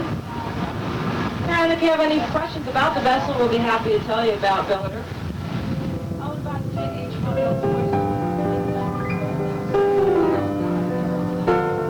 It was really pretty cruising along the south side of St. Thomas.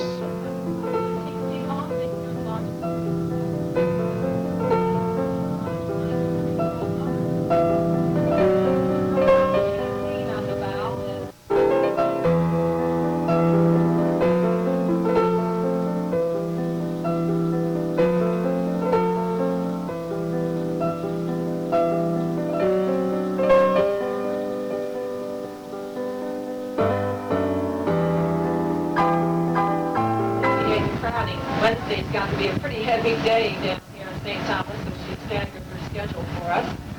Free resort, and it's an all-inclusive resort, meaning... Well, that was Carol, one of the boat owners, and she provided a narration on all of the points of interest as we spent about 30 minutes getting from St. Thomas to St. John. She did just a magnificent job. Pointed out when boats would pass, what their ownership was, and a few facts and figures about it, as well as all the landmarks. Ocean. Occasionally we get quite a current ripping through here. Most prudent sailors motor through here so they can maintain control as they go through. If you're sailing through there, occasionally with a 4 or 5 knot current, you get in the lead of the island here, you might find yourself sailing smartly backwards. Schooner Roseway has red sails, if you notice. All our folks are waving at us. 2 of our crew members, Beth right here and Wyatt, who's been walking around collecting the cops, came down here from New England on the Roseway this past fall. Down there. If you have any questions about sailing on the old gap-rigged schooner. Well, there's our first view of St. John, a very small island. And that's the beach that the Leland Sneed would be anchoring off of. As you can see, there's already a catamaran there. That's the wheelhouse, of course. And this is inside the cabin area. Well, let's go ashore, shall we?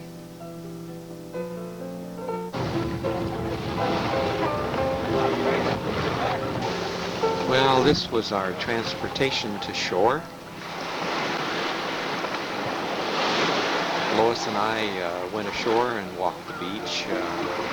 Betty and Len did snorkeling off of the ship.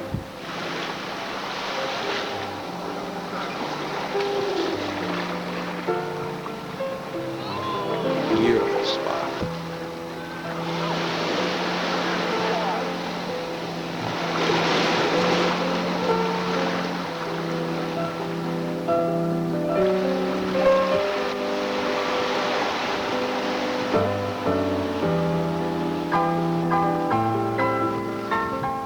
There's the snorkelers. The water was really clear, and they said afterwards that they had a good view of a lot of different fish.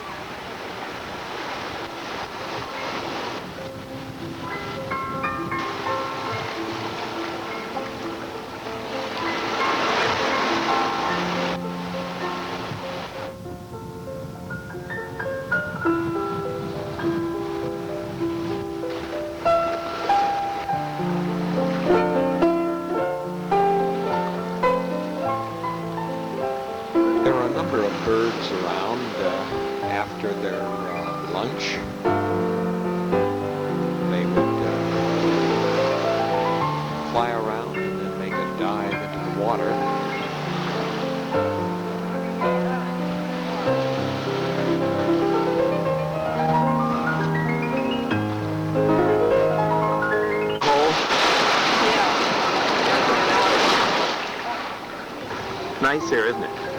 Yeah.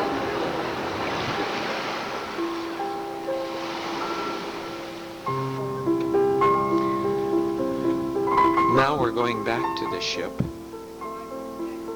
We were there about 1 hour.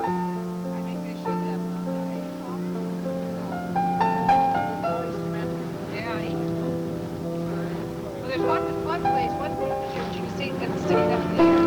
Down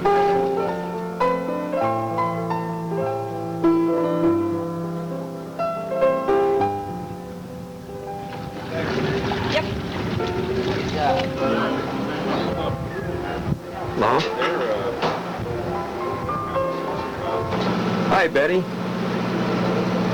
Oh, George. Hi. Hi. Hi. You see a lot of fish? Yeah, it's a lot. So this is all part of Canal Bay. The beach behind us, next one down, was their clothing optional beach. We didn't take you folks there. This is Honeymoon Beach, and if Well, as we left St. John, Carol told us about some of the big yachts that were tied up there. you can tell that she spends some of her time at the Ocean Reef Club in Key Largo in Florida. She's got the Ocean Reef flags up there on her stack, up on the smokestack. She used to be listed in one of the in the list of top 100 yachts of the world, but she's got bumped recently. She's a little bit too small. Now you have to be over 150 feet to be in that list of top. Well, this is our last view of St. John as we head back to St. Thomas. That's the main city area. This is Esther Williams' house, and it's on St. Thomas. You can see the swimming pool, characteristic of Esther Williams, down on that lower rock area.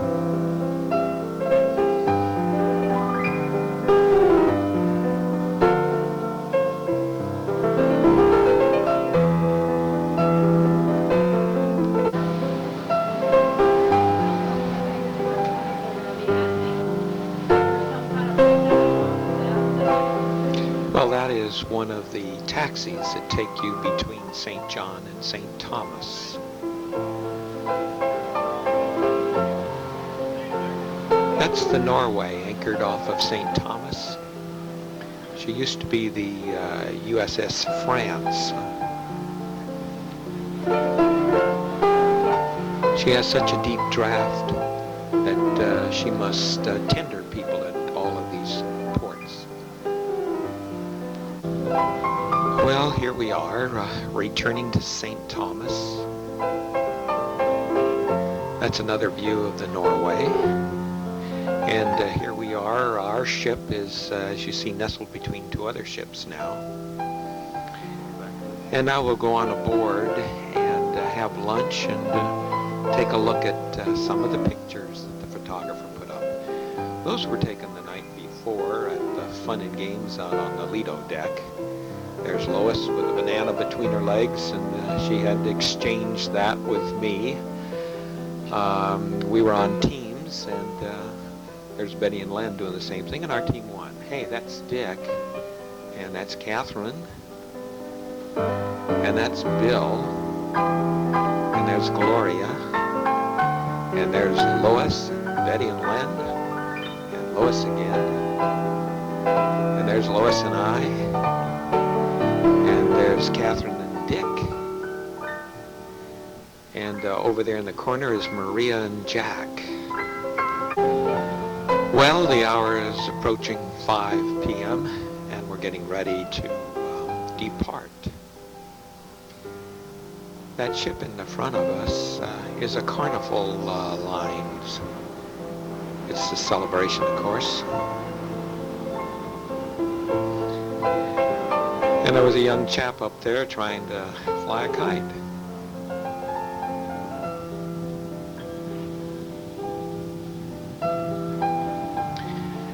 You can see how close we are to the ship in front of us.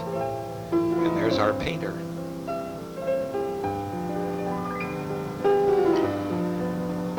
Up goes the line, and there's Dick. He's observing what's going on. Well, you can hear that line give, too. They were using the side thrusters. I didn't think they could get out of that tight spot.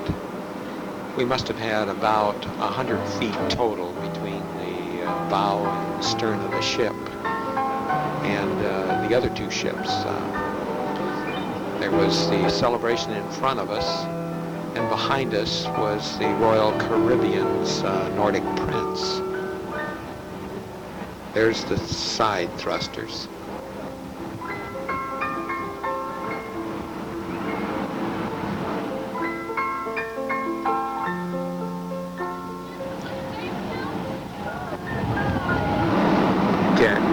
There's Jack down there.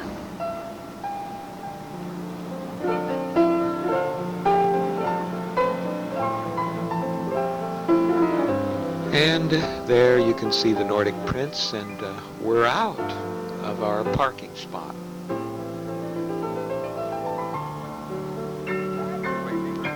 Well, as you can see, we safely negotiated our way out of that parking spot and have made a turn around now and are heading out.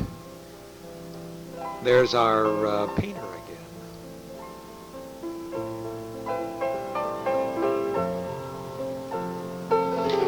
Here comes the pilot boat to pick up the pilot who was aboard to help us navigate out of the harbor.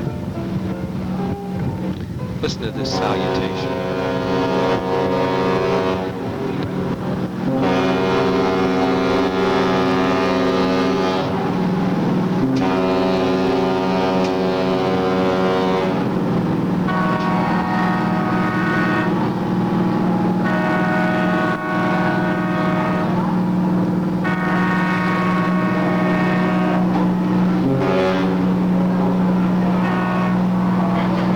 Leaving St. Thomas, huh? Yes, it's been a quick trip. It's been a quick trip. Did you? What a nice day. Yeah. Did you spend all your money? Just about exceeded our limit. You did. Okay. Sharpened your credit cards. Yeah. How about you guys? Yeah, we had a great day. Oh, good. Okay. We'll see you later on. All right. Bye-bye.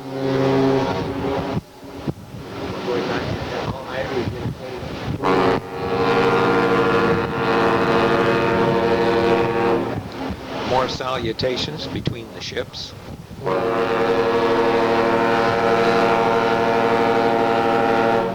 That, of course, is the Norway.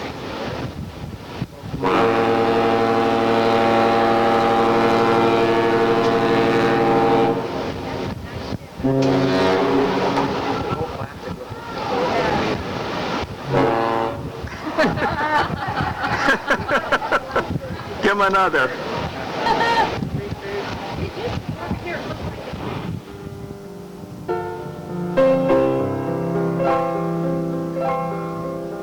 What a beautiful sunset.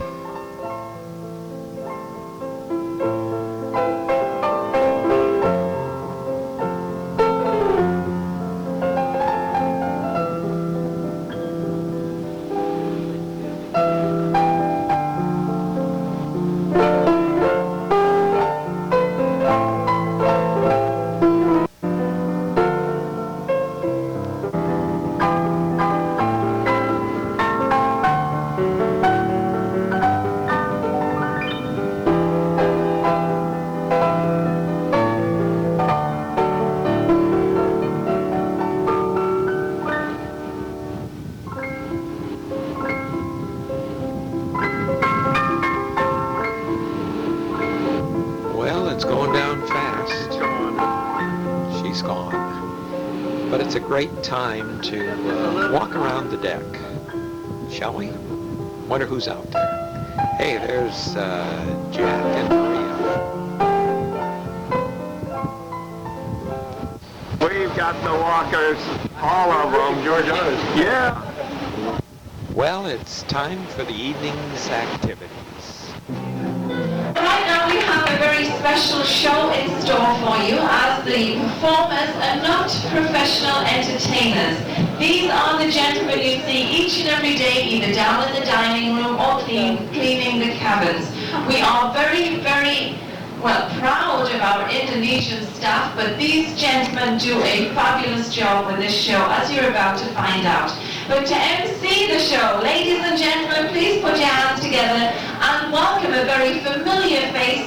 He happens to be one of our wine stewards, Mazda. Here he is.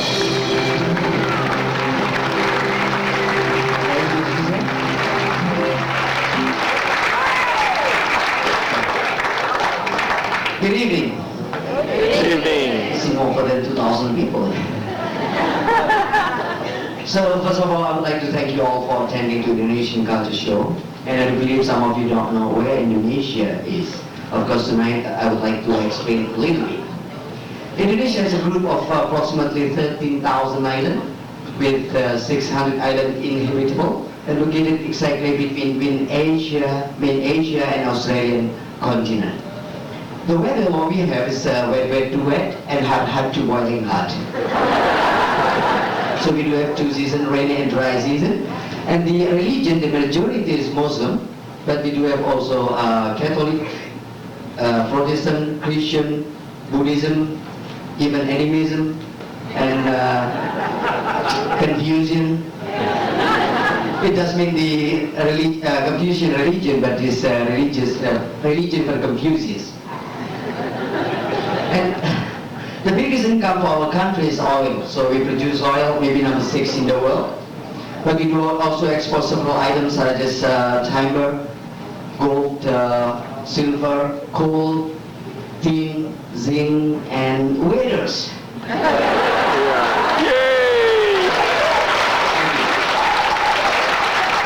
why American Line hired us as well. Well, ladies and gentlemen, I think before we step on to the first number, I would like to introduce our band players. So, would you give a round of applause to our band players? So they are Leo, as the lead guitar, bass guitarist Gumilar, drummer Udin, one of your heads here, and piano Ruli from Dynamic Circuit. Well, ladies and gentlemen, the first number that will be Tari Baris or Balinese war dance. We call this dance, as the war dance. Actually, our people try to protect to our tourists, so we said we use this one as a welcome dance. Of course, it's to protect against the devil in order to enjoy during the stay in my country and more safety. So please welcome Wirata from Danny Runshule. Thank you.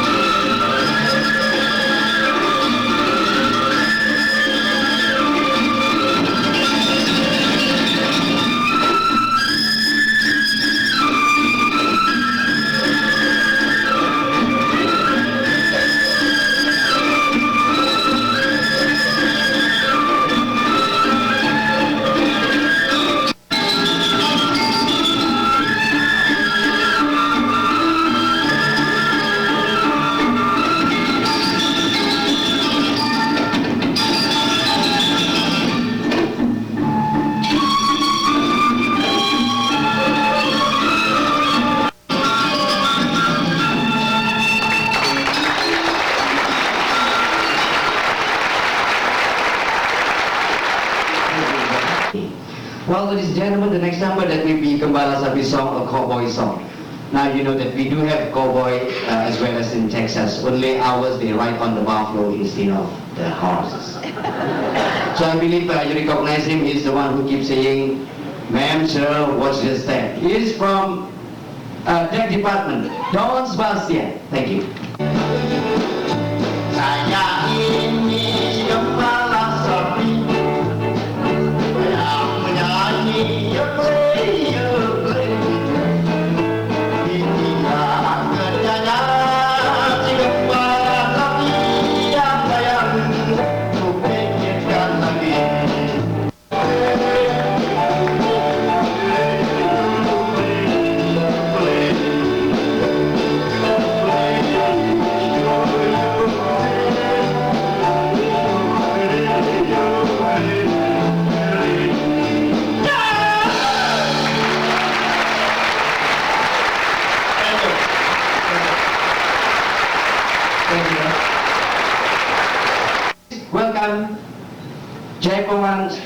represented by Abby, Max, Gumilar Nana, and Hartawan. They are from Dining Room Show. Thank you.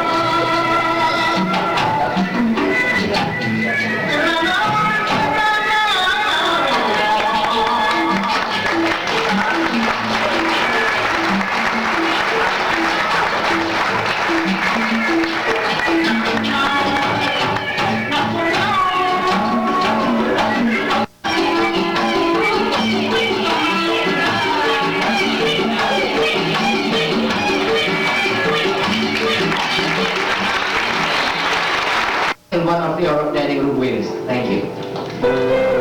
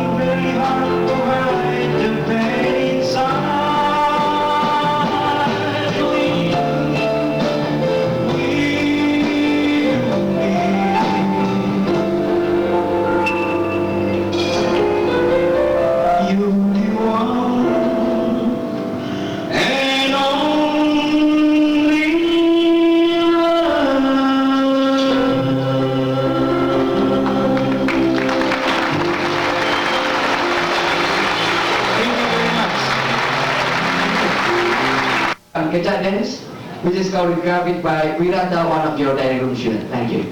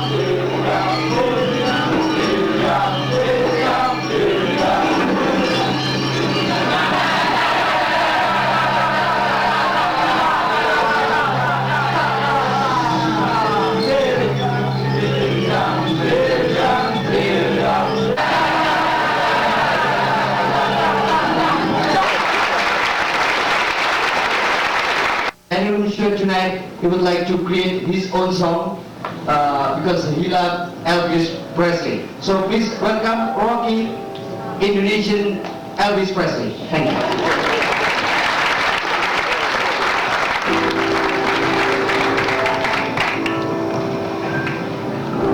Good evening, everyone. I hope you enjoy with this song, and if you feel happy, you can put your hand up. Okay? Just exercise. Okay, guys, ready?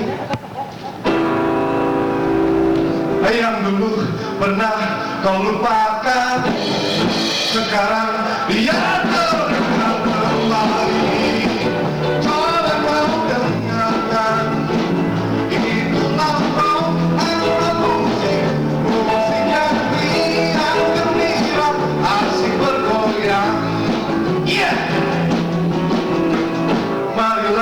Jangan ketinggalan menari gembira bersama kami. Takkan berseri, mari menari gembira. Goyang ini, goyang kanan, ikuti irama. Shake, baby, shake, come on, baby. Shake, baby, shake, oh, come on.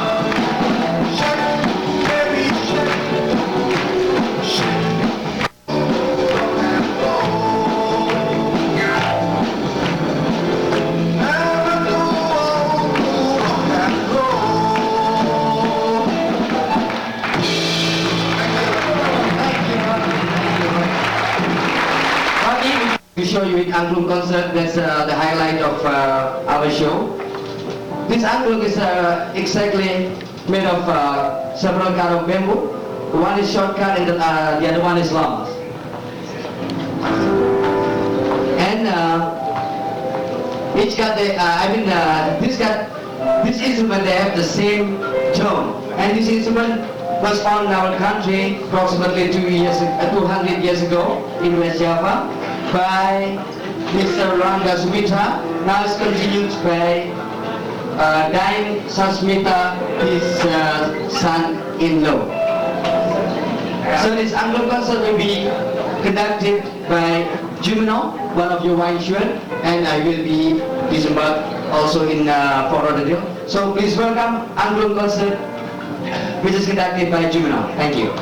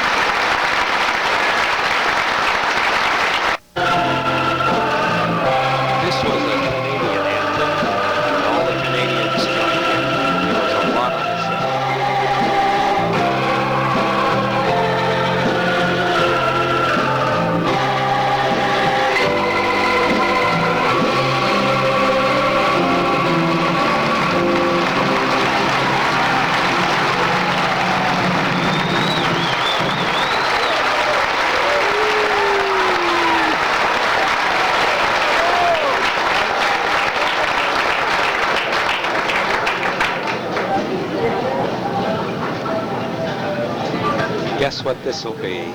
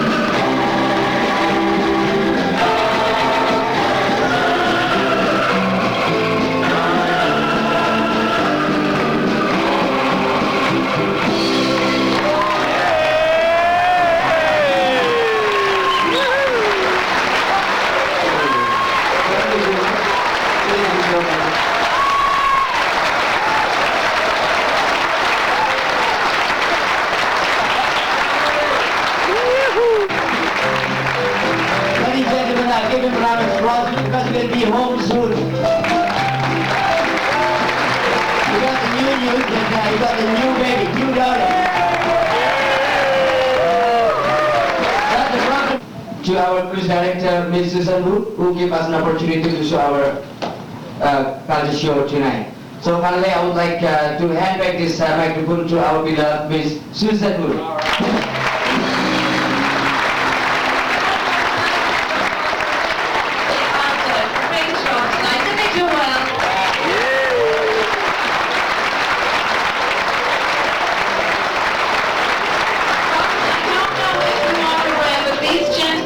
Between 12 and 18 hours each and every day, and they still find time out of their busy schedule to come out, rehearse and perform for you, and I think they do a marvelous job.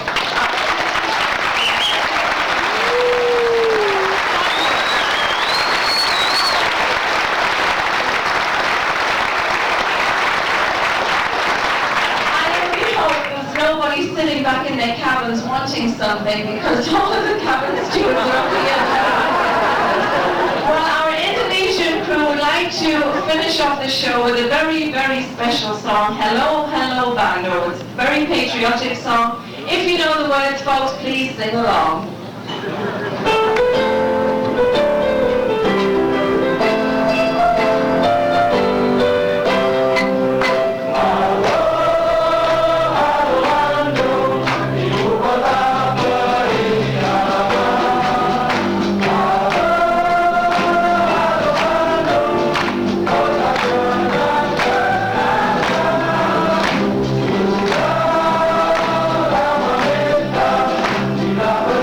Bye.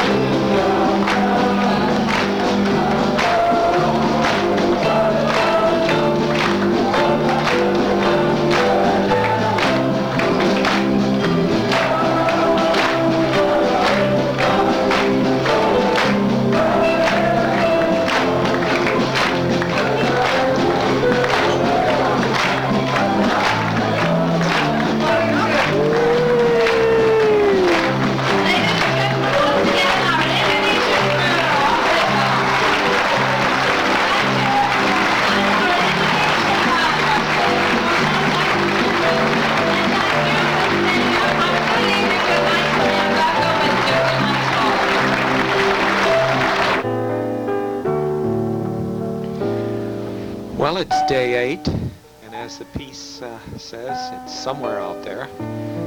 Well, that somewhere is, we have a day at sea on our way to Nassau. So I think it'd be kind of good to go around deck and see what's happening, shall we? How goes it? Good. You're in your normal position for this time of day?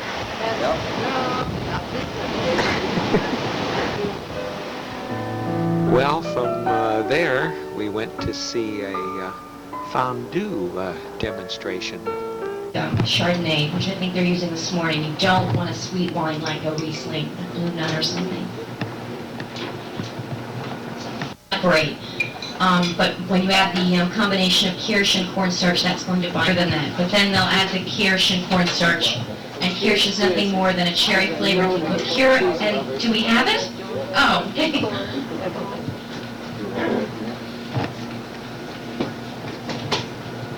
To the kitchen, and it's now evolved to this point, just heating up the cheese, and that's what one of the stewards says the history of this is.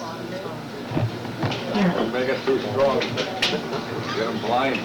They're using some Made a joke on Tabasco me, sauce. and I didn't know the top was on, and he went like this and didn't stop, and I thought, good God. Anyway, it's just a couple of dashes of this. Who was the one who did that? You did that to me. You did it? Well, I never forgot it. I told my mom. The main base. Add a little bit of nutmeg to this. Here, add some more of that Tabasco stuff. Okay. Oh, gosh. Well, then they gave us some samples, and let me tell you, they were good. And of course, we needed something to eat. And then it was looking at more pictures. This was of the Dutch night. Hi, Lois. Quite a reflection there. It's really Lois shining through.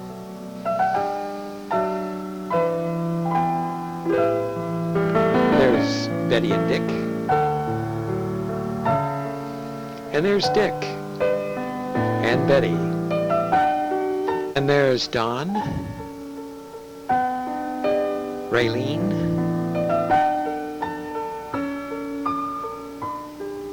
And there's Bill and Gloria. Benny and Len and Betty. And Len. And Lois. And me. Hey, how about that, huh? Me. Where's the camera? And there's Maria and Jack. And there's Lois with her little friend. Well, there's Lois and I. And that's Gloria and Bill. And Ray and Don. And Jack and Maria. And now it's time for some eating. By the way, those who were participating in the horse race in the afternoon were here. Huh? Got 2 of them. Yeah. Hot dogs. Well, good luck.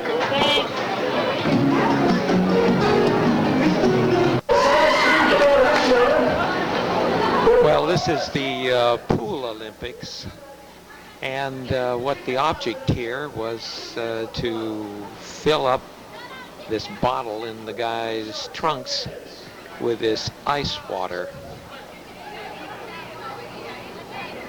There was just a little hole in the bottom of that cup.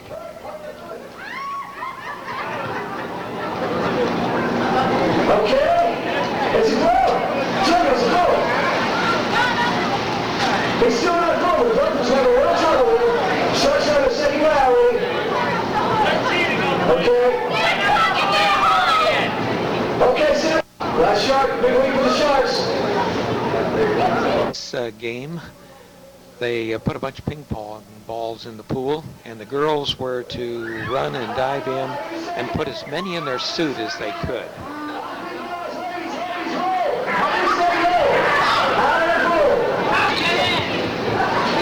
No cameras up there, sir.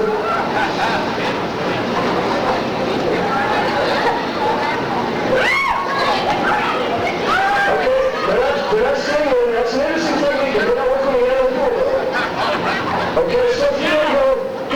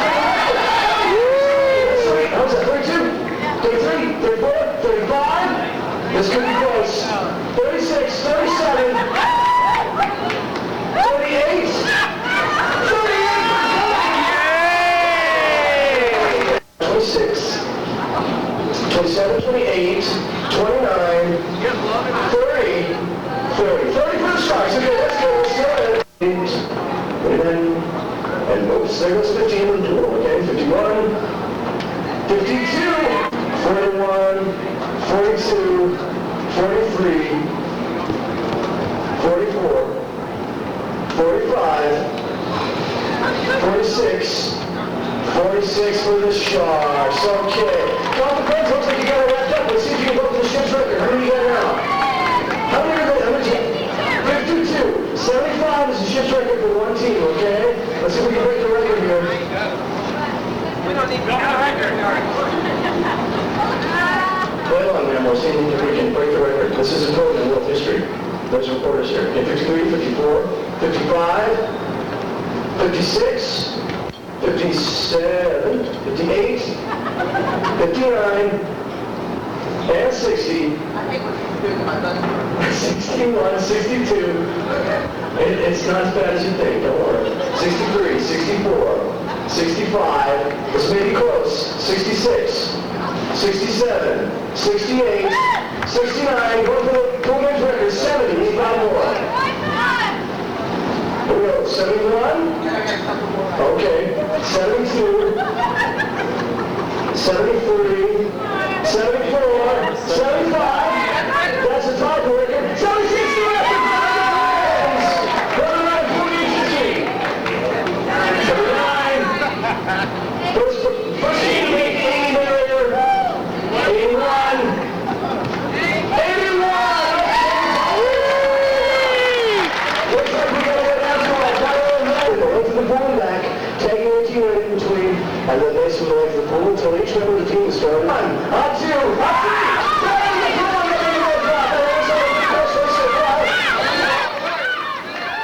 This one's a race, and what they had to do was to transfer the T-shirt to the next team member.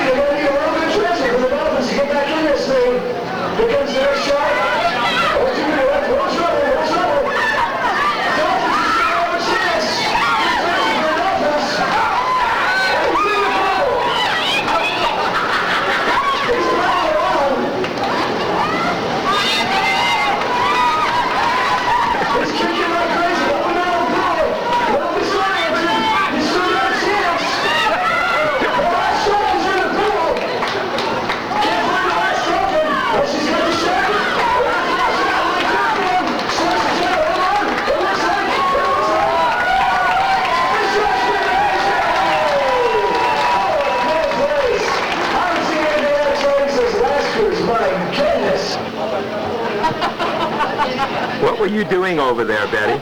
I was looking to see if there was any lemon pie for Lynn. Oh, for Lynn, yeah. Likely story. That's what they were looking at. On to horse racing. The more you cheer along, the quicker she or he is going to race around the track and over the finish line. I will always call the single numbers first. As she comes out to the gate into second position. It was a double, there we go. It's jockey number 3 again, catching up to the winner. With jockey number 4 in the back of the pack and jockey number 6 on the outside. Wait for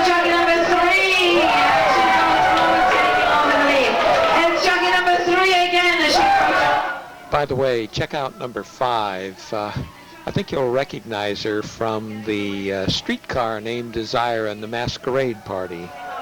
With jockey number 5 on the inside lane and jockey number 6 going around the bend on the outside. And is paying off $17. Number 2 pays 4, number 3 paying 6, number 4 paying 9, number 5 paying $13, and jockey number 6 paying $7. And the crowd is cheering!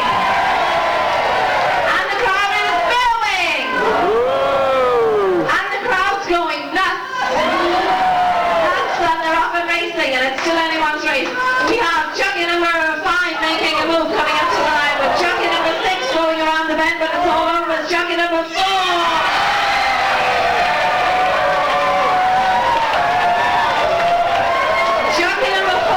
Now it looks like a horse. Before it looked like a sheepdog.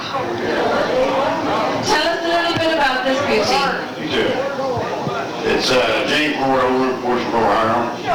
It's 3 years old. Started by Beck's own, named by Lisa Long. What on earth have you done to this poor horse? Oh, it looks as if it's got poo all over it. What a mess. But the jockey looks great. Tell us a little bit about this spotted horse. She is a very gentle little horse. She's reared in South Florida. Of course, Little Annie, Florida Little Annie is our jockey. And here to win. That's the name of it. We're here to win. She was raised in the house of the Rising Stud. Well, her track record, she done her best for the length she was given. Looking forward to a longer race. Her diet was 26 bottles of Metamucil. You're welcome. So you know she's going to run real well this afternoon. Yes, we have a horse on the trot this afternoon. Of course, our syndicate is extremely happy to have Harry and Ann Law having bid this horse and made it available to us. Sexy Sue was sired by Ruddy Hal out of Slutty Sal. You know who this is. Promising career on the former Holland America ship Volendam when one of the voles frightened her so badly that she ran the race in the wrong direction. That began the unfortunate chain of events which... Oh, very much. A beautiful horse is Sexy Sue. And where is horse number 6, please? Horse number 6. Oh, this looks like the Irish horse. Tell us a little bit about this beauty. Well, yes, he's going backwards around the track. That's about right. Horse number 6 in the Southern Caribbean Noordam Derby is a true thoroughbred. His mother is the launching pad and his father the rocket. He's from a family of winners. His father won the Mexican Riviera Dance on the Noordam in April. That's what they claim. So we've got to give it a urine test. Not you, the horse. For steroids. If you don't mind, we do have a track bet. June over here is our track bet. And oops, if we can just put this back over on the little stool over here. Can we have a glass, please, June? Can we get a glass from the bar? I want a nice, clean glass, if you don't mind. Thank you very, very much. There we go. As you can see, this has come to us direct from the bar. There's nothing in it. It's completely clean. And the horse is ready. Now, I have been told in the past that if you whistle loud enough, a horse will urinate. So we're going to find out if that is true this afternoon. Everyone give a little whistle. Come on, whistle, whistle. Yeah, there you go.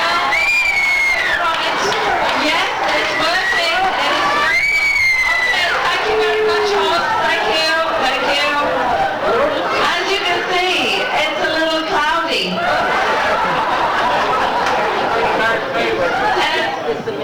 Oh, it smells kind of strong. But it tastes great. We will allow it to run. That's horse number 6. We have to buy it right next to horse for making a move. It's horse number 1 on the inside, making a move. This is the owner's purse race, and the horse that wins, its owner will receive $800. It's horse number 2 making a move. Paying 9, number 3 paying 7, number 4 paying 8, number 5 paying $4, but horse number 6 is paying $7. And the crowd is screaming!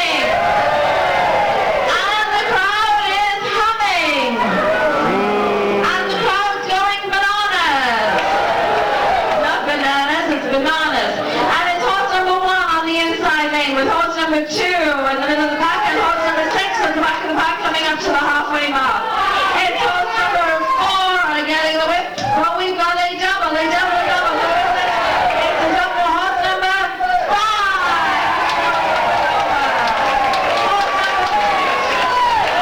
Thank you very much. Was that a good race? Number 5 won it. Congratulations, horse owner, number 5. And can we have the horse owner please come on up, and you need to sign for this money. $800 from the horse owner's purse. Well, we then went up on deck and just walked around. The next event would be the Society of Honorary Mariners. And it's for all those who have sailed with Holland American Line before. It was going to be early that night at 5:30. So we just kind of moseyed around the ship and looked at a number of the artifacts. And then we went to get ready. Tell Lois never likes to have her picture taken. She said that's enough. So I know when she says that's enough. That's the TV in the room. And there's one of the beds. You can see somebody had been laying on it.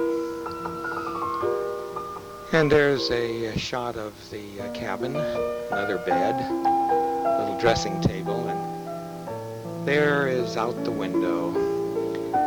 Hey, we're moving. Let's go to the party. Again, some of you have stayed with us more frequently than others, and it's those special individuals that we're going to be acknowledging this evening with our various mariners' presentations. And the gentleman who's going to be presenting those certificates, ladies and gentlemen, please welcome once again the commander of the vessel, Captain Hans van Biljou.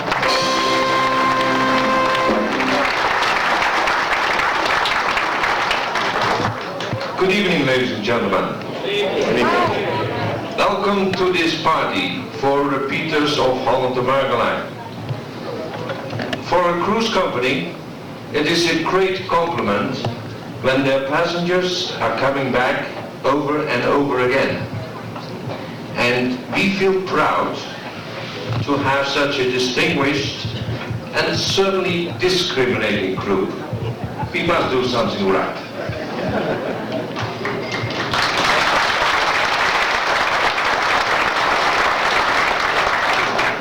Holland America is in business for 118 years, and we are well aware that our repeaters are the cornerstone of the Holland America Line's success. It is your word-by-mouth advertisement that is the best we can ask for, and for that reason you have been invited to this party. Among you we see many able mariners, cadet mariners, grand mariners. Those who have traveled 3 times, 5 times, or even 10 times or more on the Holland American Line ships. You also see some people wearing those ribbons and medallions. They made 40 or even 100,000 miles on our ships. It is them who claim they have seen all the itineraries and have all done the damn ships. And for that reason, we are going to be tough on all of you. We are building 3 new ships.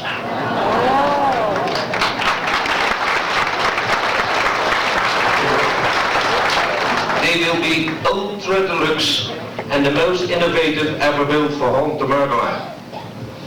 55,000 tons for only 1,250 passengers.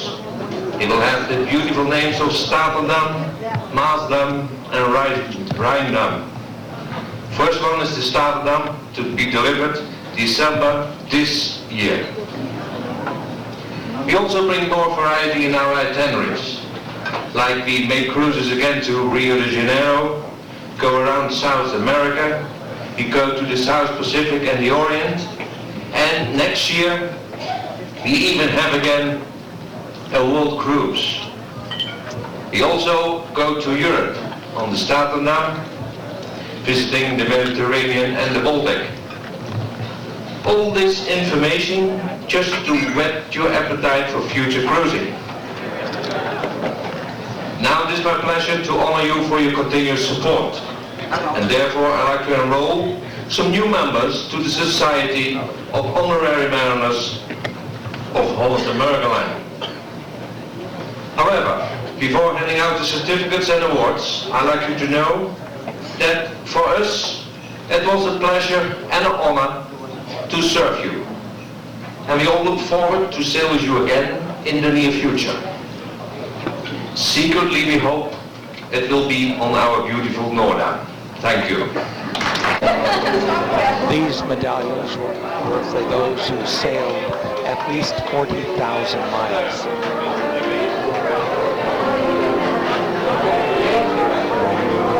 Shashuk.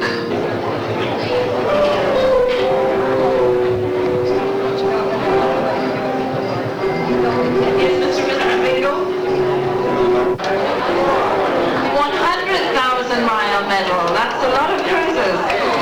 Mr. and Mrs. Jerry Olin, Mr. and Mrs. J. Calico, Mr. and Mrs. Peter Schwartz, Mr. and Mrs. Edward Zechka, Mr. and Mrs. George McKay. Come on up, if you will, please.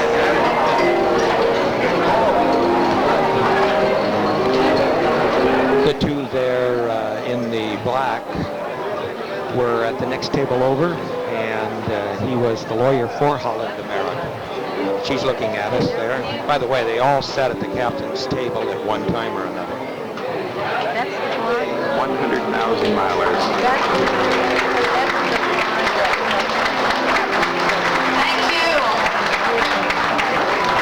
very much for attending our little get-together this evening. If any of you would like to have photographs taken with the captain and hotel manager, please come on up. Our chief photographer will be standing by. For those of you who are on first sitting, well, dinner is now being served in the Amsterdam dining room. And for those of you on second sitting, the Pietine Lounge is open. Or if you just want to sit here and have a leisurely drink, by all means, go ahead and do so. Thanks for attending our party, and we hope to see you very, very shortly on another Holland America Line cruise.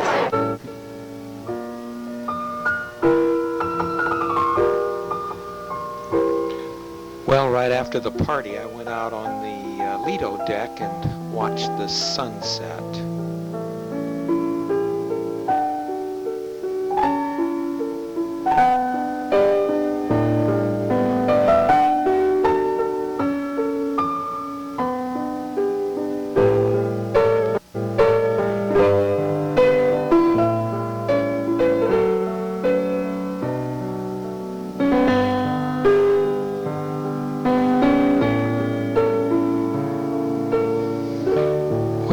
Goes. That he doesn't need it, but he wants. That's right. I got a picture of the camera. Yeah, right. Oh, boy. The nicest thing, I never appear. Broke the lens. Right. Hi, Hey, Betty. how are you? Fine. No. We're going to have you up there singing back. Hey, you're on. You're on. Stop. Oh, get in there. Go back. Go back. Yay. I'm going tonight. Sing Mac the Knife. Tonight? Yeah, okay. Look at around that table, huh? Hello. Hello. Yay. Yay. Hello. And then Bill and Gloria and Lois and I went out on the Lido deck to watch the afterglow. That is beautiful, isn't it? Yeah, that is gorgeous.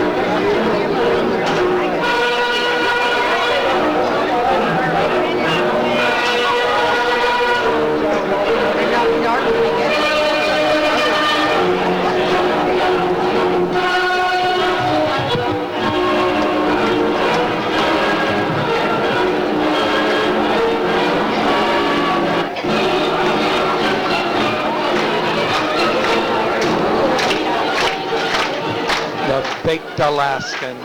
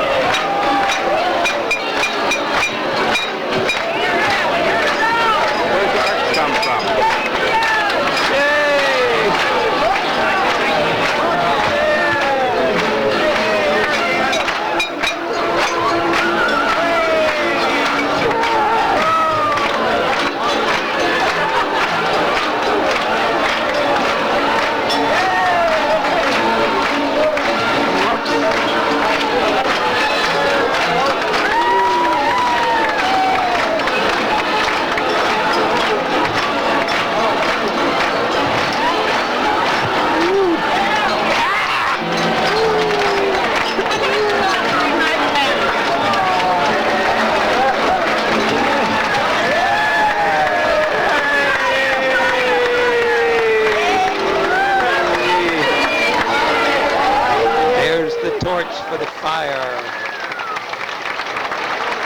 May I have your everybody's attention for just one moment, please? We certainly hope that you've enjoyed the excellent service and the superb food that you've experienced here in the Amsterdam dining room and in the Lido restaurant over the past 9 days. Have you?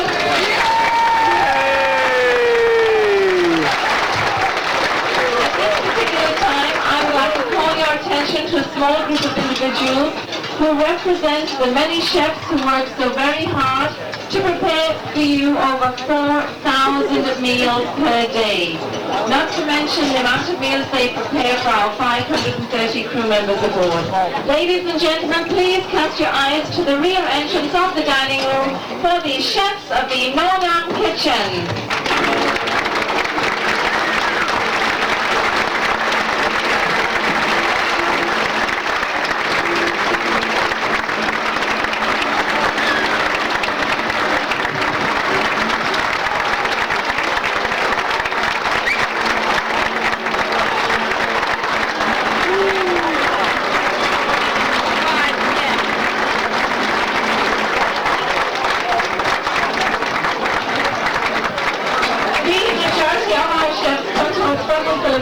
However, we do have chefs coming to us from Belgium, England, France, Holland. However, our executive chef comes to us all the way from Austria.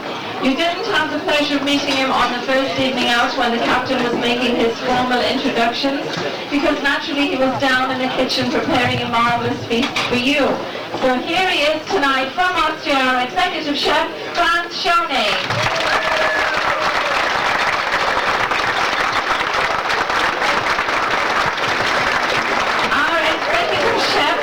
Maitre D' have spent their entire afternoon not only preparing this delicious meal for you, but also they've been looking over the Holland America records, which span back almost 120 years.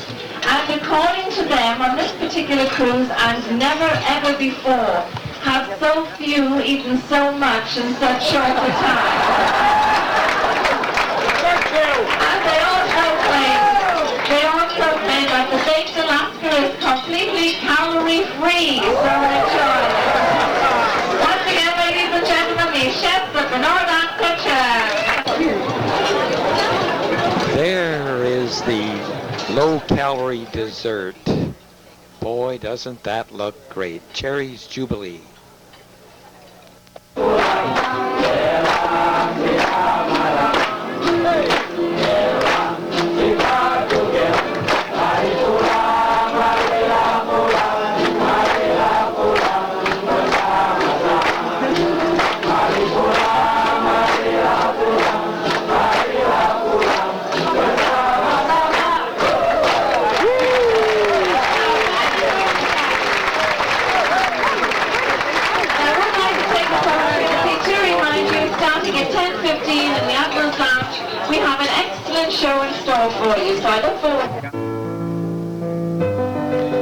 Well, it's day 9 and we're on our way to Nassau.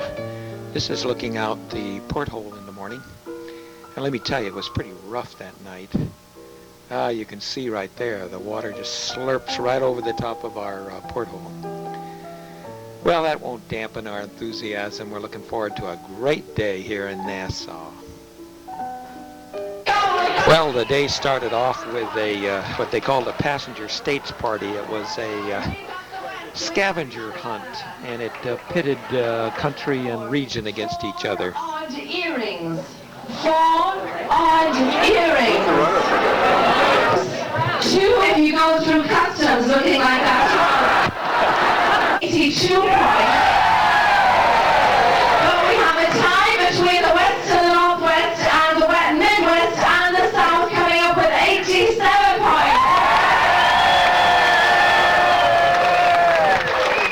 In fact, we've got prizes for all like passports. This then was the disembarkation talk that followed.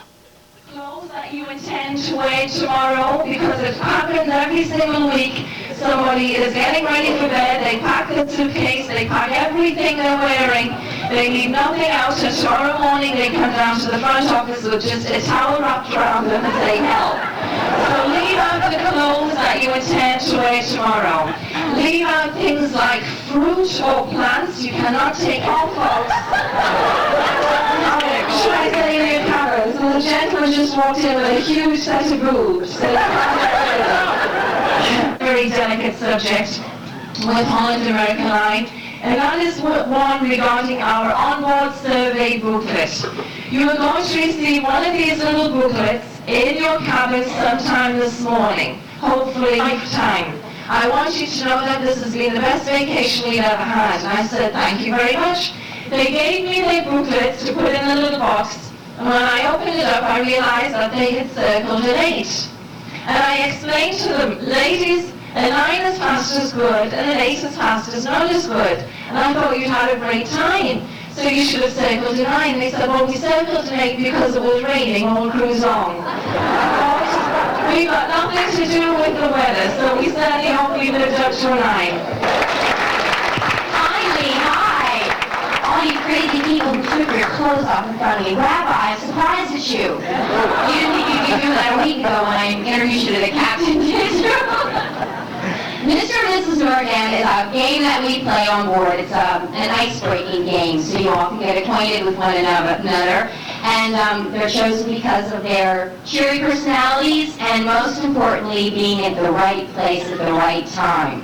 Now, we instruct them to say yes to the very first person who asks them, and then they are told to lie. So if you recognize someone up here as being Mr. and Mrs. Noordam, it's only because, and they said no to you, it's because you were the 2nd, 3rd, or 50th person to ask them.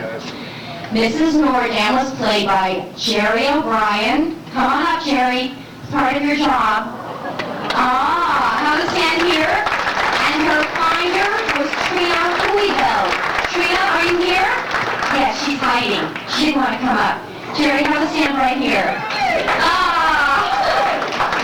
Now, what's funny about this week, there's always a story. Mrs. Noordam, Jerry was not found until yesterday. And are you table mates? Yes, we are. And I heard that they've been discussing this game, and you asked her husband, and you never asked her. So what? Did you, give hints out? Were you, desperate last night? Well, no, we thought in the beginning it would be like ruin the game if we gave hints. And we brought it up about 3 times at the table, and they didn't mention it. They didn't ask me, they asked Bob. We asked them, they didn't ask me.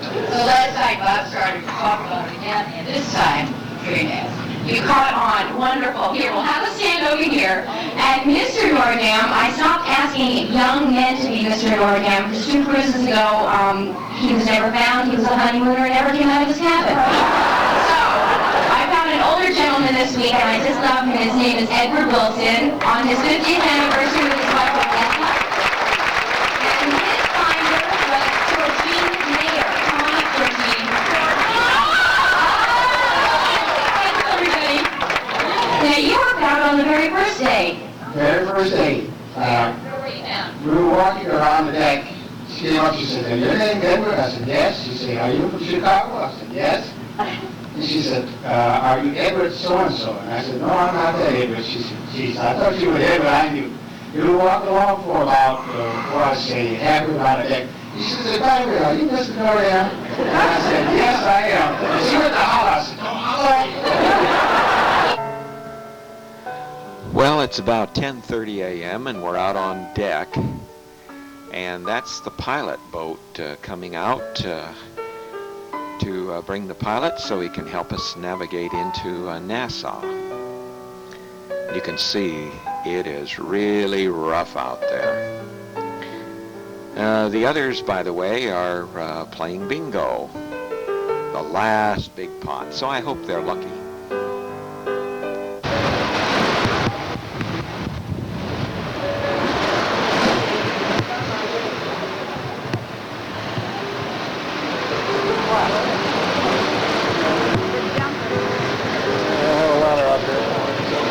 You can see it. If you lean out, there's a ladder hanging down for him to grab a hold of.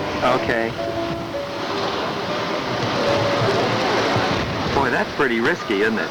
He's got a good hold. He's got a good hold there. You got a life jacket on? No. Let's see, the ladder will take him here. There he is. Yay! There he goes up it. He's got it before. Yeah. See, on the other side of the ship, that thing, I mean, that boat. Oh, yeah. Okay. How they got them in that day.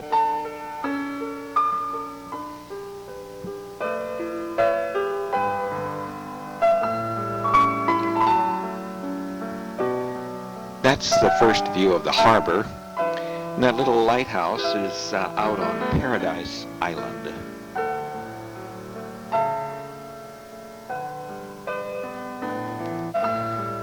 Now, Paradise Island used to be called Hog Island. And we're told that it has on it one of the most beautiful beaches in the Caribbean. Merv Griffin has his resort and casino there.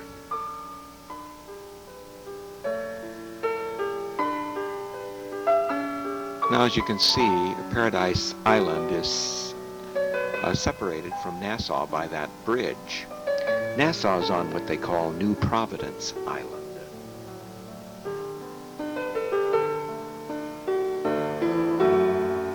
And where we'll be docking is Prince George Wharf, which is right straight ahead there.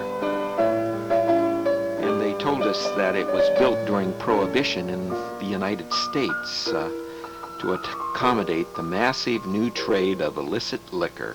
It was expanded during the 1960s when the harbor was dredged to allow deep draft ships to enter. And now it can accommodate 6 or more ships at one time. There's a view of Nassau. That's the big hotels on Paradise Island.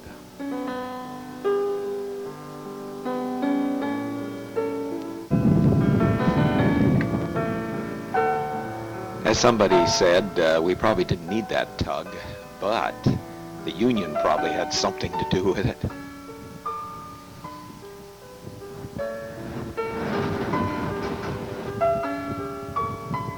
How are you? Sir. How's it going? Excellent. You helping him? How's by you? Good. You helping him land this? We're turning the ship around. Good.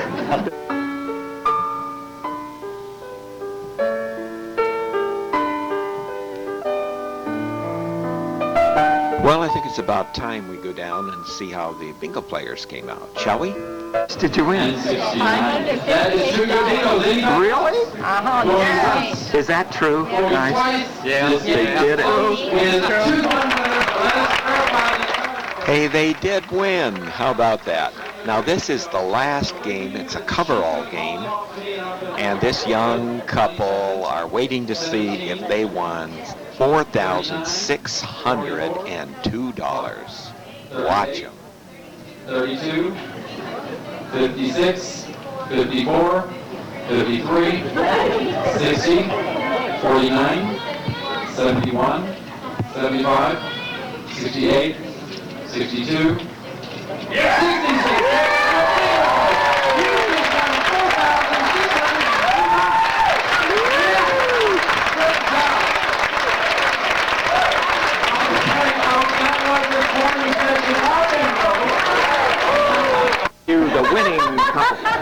be happier. How are you going to spend your money? Put it in a CD. No, probably won't even get off the ship. You'll just stay on. There'll be a lot of people out there. Stay on to the next cruise. Well, that's great. Well then, Lois and Betty headed for the shops to see what they could purchase with their part of the bingo winnings. And as you would know it, they headed right for the yard drum. And they each bought a real nice piece. And then it was a tour of Nassau. And our first stop was the water tower, which was built in 1928 and is still in use. It's the highest point on the island. Its top is 216 feet. There's 260 steps to get up there. We, of course, took an elevator. And that, of course, is our ship in the harbor. And that's a view of Merv Griffin's resort over on Paradise Island. This is a view of the residential area.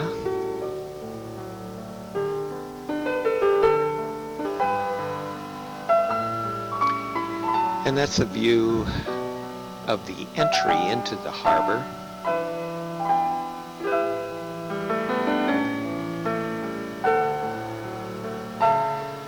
Now this is Fort Fincastle, which, as you'll notice, has a very unusual ship-like shape. Has about 6 small guns, 3 on the top, and you'll see 3 others as we get below. It was built by Governor Dinsmore in 1793. Now from here, we were going to view the Queen Victoria's staircase, and our guide's telling us about it. They cover the last step in the bottom, but it was 66. Time into time repairing the street in the bottom to build it up level with the last steps. So from then to now we call this particular spot the Queen's Staircase. Now we want you all to see. You walk down by that sign, you all make a left turn there, walk down to the end of the wall. But the other 2 steps are unknown what they were carved out for.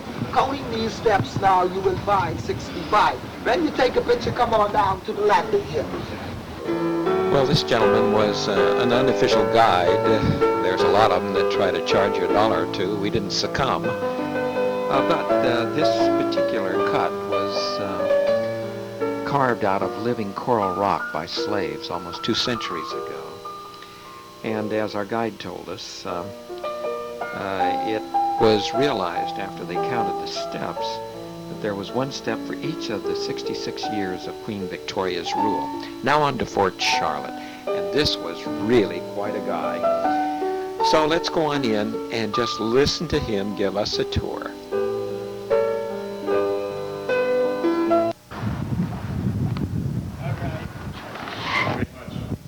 This is Fort Charlotte.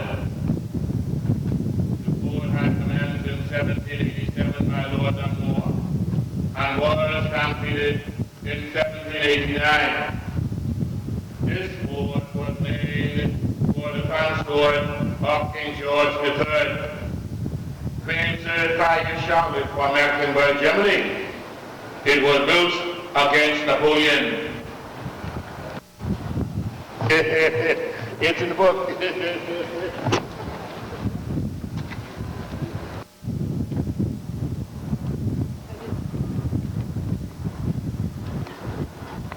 Me, you Louis good thing. Oh yeah. Hey, cool world. Come on down. Don't be afraid, it's good for you.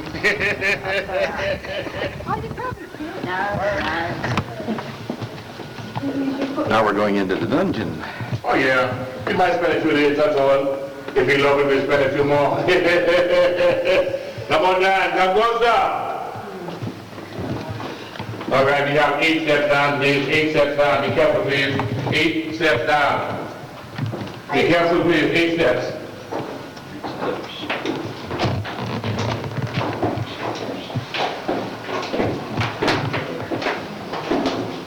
the back gate, step down. Be careful, please. You can take off your dark glasses and you will see better. Take off your dark glasses and you will see better. It's in the book. Low bridge, watch it, low bridge. Come on in.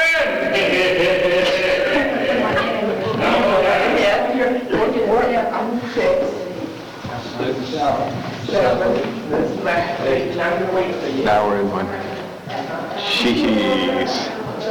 Come on up, so many way, come on up. Thank you. In case of emergency or land attack, the soldiers would go through this passage out to the bridge to defend themselves against a land attack. It is called an escape passage. This whole fort was once a hill of solid rock. All the underground tunnels and passages were chiseled out by hand tools without the help of machinery of any kind.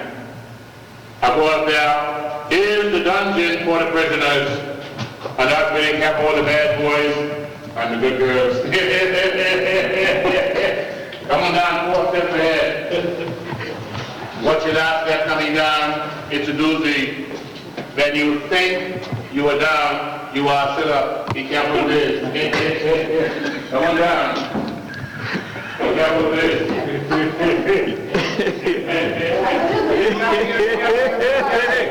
It's contagious. It is.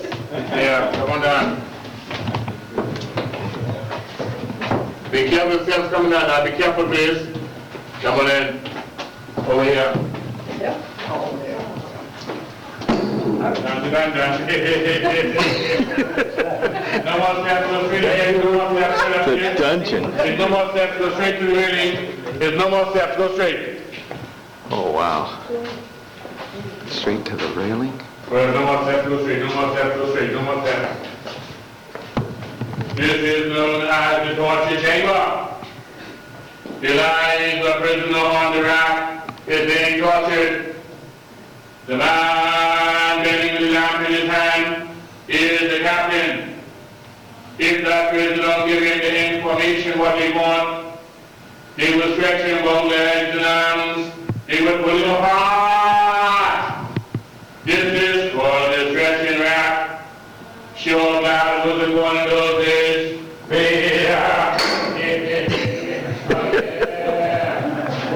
right, take your time, no rush.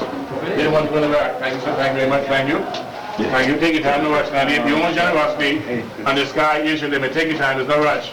Thank you. Thank you. Have you got an extra? Take your time, no rush. Take your time. There's no rush. Watch the bed for your heart. Oh, thank you. Thanks so much. Thank you. Thank you. Yeah. Thank you. Thank you. Thanks. Have a nice day, lad. Thank you. Okay. All right. Don't forget to come up for the midnight show. I'm the main attraction. And from there we went to the beach area and then to the government house. That's a statue of Christopher Columbus, who landed here in 1492. And this, of course, is the government house. From there we went downtown, and this is Bay Street. It's the main street. Gosh, there's a lot of traffic. And this is where most people come to shop. This is Little Switzerland, one of the finer stores. There's a number of them on the different islands. Hey, I think there's somebody here doing their shopping. Shall we listen? Are you buying? No, we're just trying to, prevent a sale here. He's still trying to find someone to show him how to use the watch he bought 2 islands ago. Well, then it was on to the straw market. We did some shopping in there and then went back to the ship. It's just about 6 o'clock, the sun's going down, and we depart at 7:30. Tonight is the passenger talent show. So let's see what it's all about, shall we? Most of them has not ever been on the stage before, so make sure you make them feel real welcome. Give them a nice round of applause as we bring them out. First of all, we're going to start out with Shannon's Kids. We got David, Daniel, and Rebecca, and they're going to come out here and sing Love Potion number 9. Give them. I took my trouble down to Madame Rue. You know that gypsy with the gold tattoo. She had a little stand on 34th and Vine, selling little bottles of Love Potion number 9. Love Potion number 9. Yeah! Come on!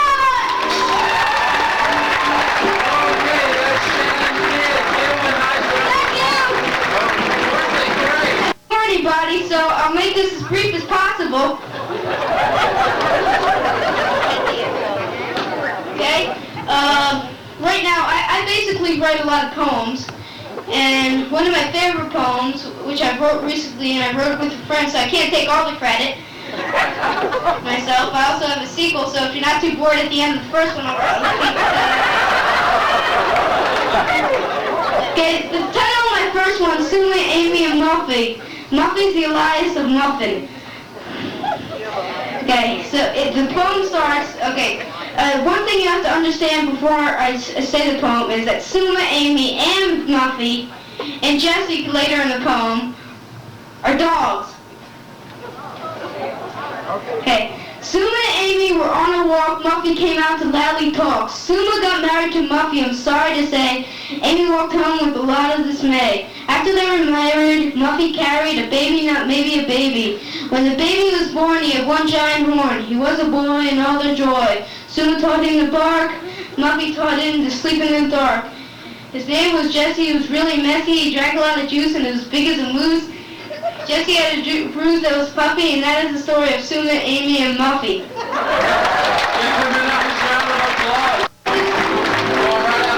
It's Ellen and Jules. They're going to come out here, and they are going to do the cha-cha. So give them a nice round of applause as we bring it out, Ellen and Jules. And right down this way.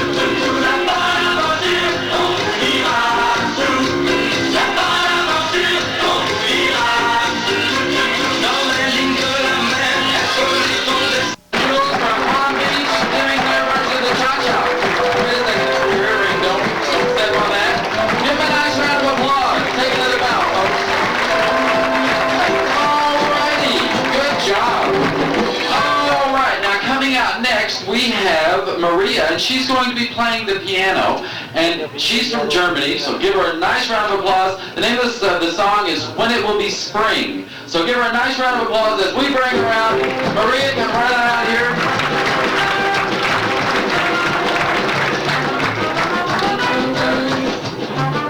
Got to maneuver your way into the piano.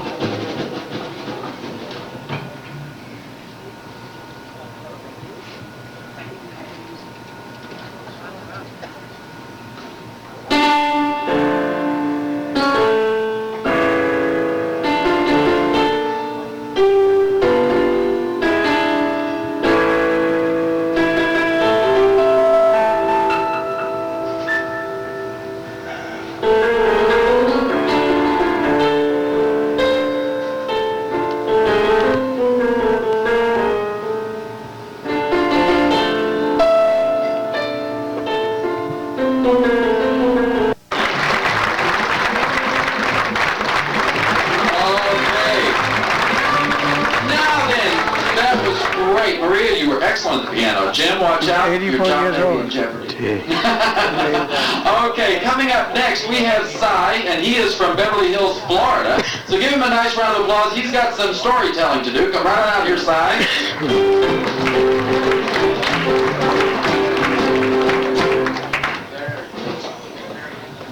Good evening, ladies and gentlemen. My name is Cy Siegel. Some folks call me the King of Corn. But I'll leave it up to you to come to your own conclusion. I have something I would like to get off my chest, if you'll indulge with me for a few seconds. If you receive television via cable here in Florida, when you tune in after 11:30, they have entertainers that can't tell a story or a joke without using 5-letter, 4-letter words or profanity. And then, to add to your misery, the TV cameras scan the audience and they're applauding. I don't understand that. Do you people like stories with profanity in it?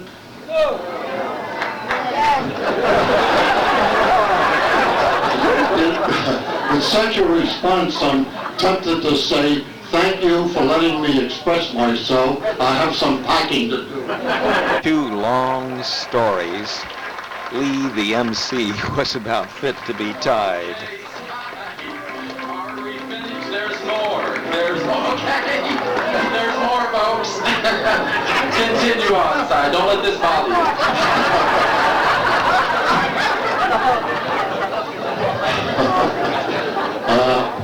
I've always been intrigued of the reaction of a youngster to a particular problem.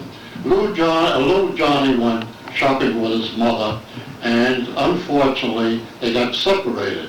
He looked high and low for his mother, and he couldn't find her. And he was becoming quite frantic. Finally, he spied a policeman, and he walked up and he said, "Officer, can you help me?" And the officer said, "What's your problem, son?" And Johnny said, "Did you see my mother walking around any place without me?"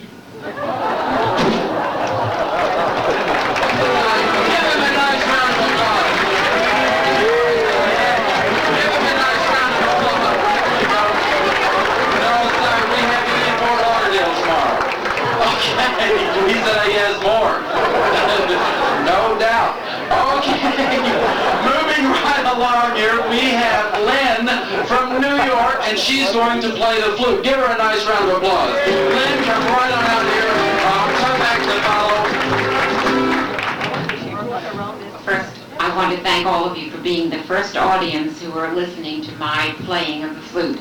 I only started a year ago after I retired. And this has been something that's been a dream of mine, and I hope you'll enjoy it.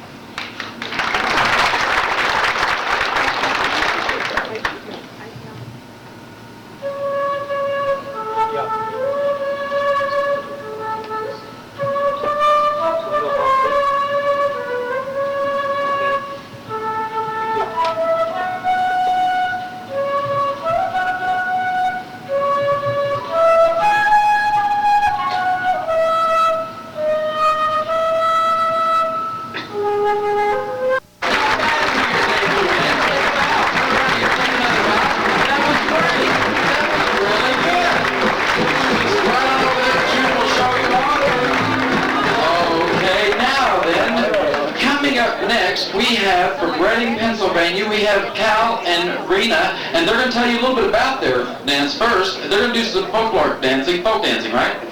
Okay, I'll give you this microphone. Guess who this is? Wait just a second here. Thank you. We have 4 folk dances for you this evening. First two are from Russia. Actually, we shortened both of them so they're about the length of one, but they're both very similar, and 2 seem better than 1 because there's a little more variety. The second dance we're going to do is from the United States, about 1920s era. That's called Salty Dog Rag. The final dance will be a Bulgarian dance. The Bulgarians dance a little differently from most of us. The men dance in one line or circle and the ladies in another. We'll be using a man's handhold, but you'll have to imagine that there might have been more people in the line. The first 2 dances are called Karapiet and Kohanishka. The last dance is Bavno Oro. Thank you. Give them a nice round of applause as we get them out there on the dance floor. That's Cal and Rena from Reading, Pennsylvania.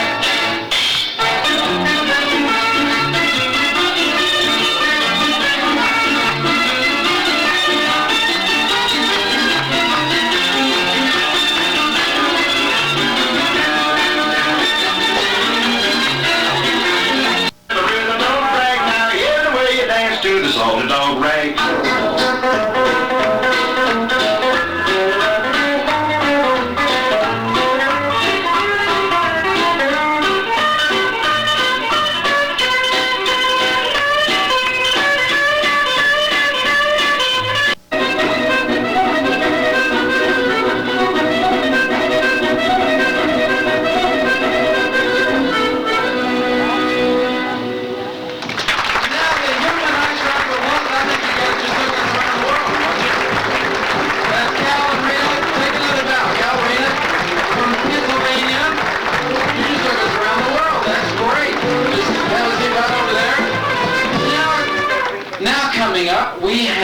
Sonia, and she, like I said, we are literally going around the world here. She's from Argentina, so we have people from all over the world on this ship. Anyway, from Argentina, she's going to be singing Pennies from Heaven. Give her a nice round of applause as we bring her out. Sonia, come right on out here.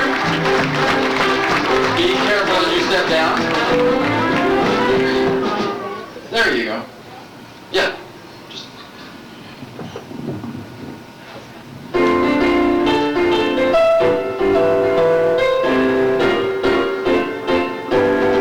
Every time it rains, vanish from heaven. Now don't you know each cloud contains vanish from heaven. You'll find your fortune falling over town. Be sure that your umbrella is upside down. Trade them for a package of sunshine and flowers. And if you want the things you love, you must have showers. So when you hear it thunder, don't run under a tree. They'll be pennies from heaven for you and me. Every time it rains, it rains.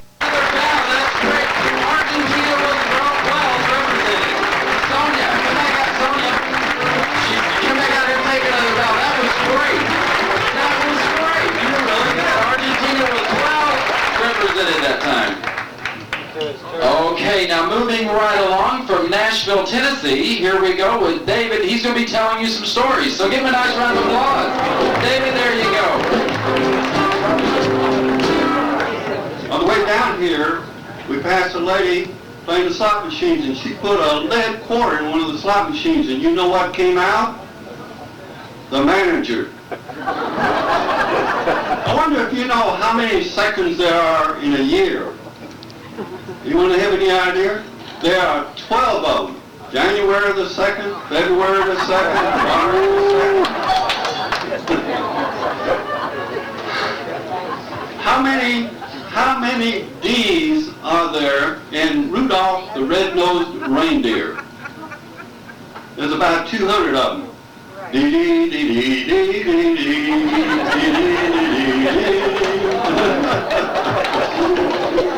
Thank you. I want to tell you my toast story. The lady was washing her little boy in the tub, giving him his morning bath, and she noticed that he wasn't quite as developed as she thought that he ought to be.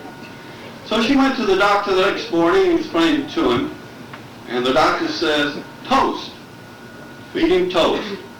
So the next morning, for breakfast, the little boy comes into the breakfast table, and there are 47 pieces of toast on the table. He looks at her and he says, Mommy, is all that toast for me? She says, no, just 2 of them. The rest of them are for your daddy.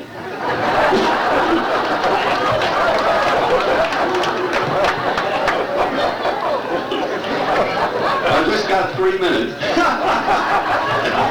There's a swarm of bees flying down to Florida for the winter, and they pass over a crossroad, and there are service stations on each corner. So they all figured it was time for a stop and a rest, and the swarm of bees all go down to the Gulf station, all except one of them. And this little bee circled around and went to the SO station. So we gather from this, there's always one SOB in every crowd.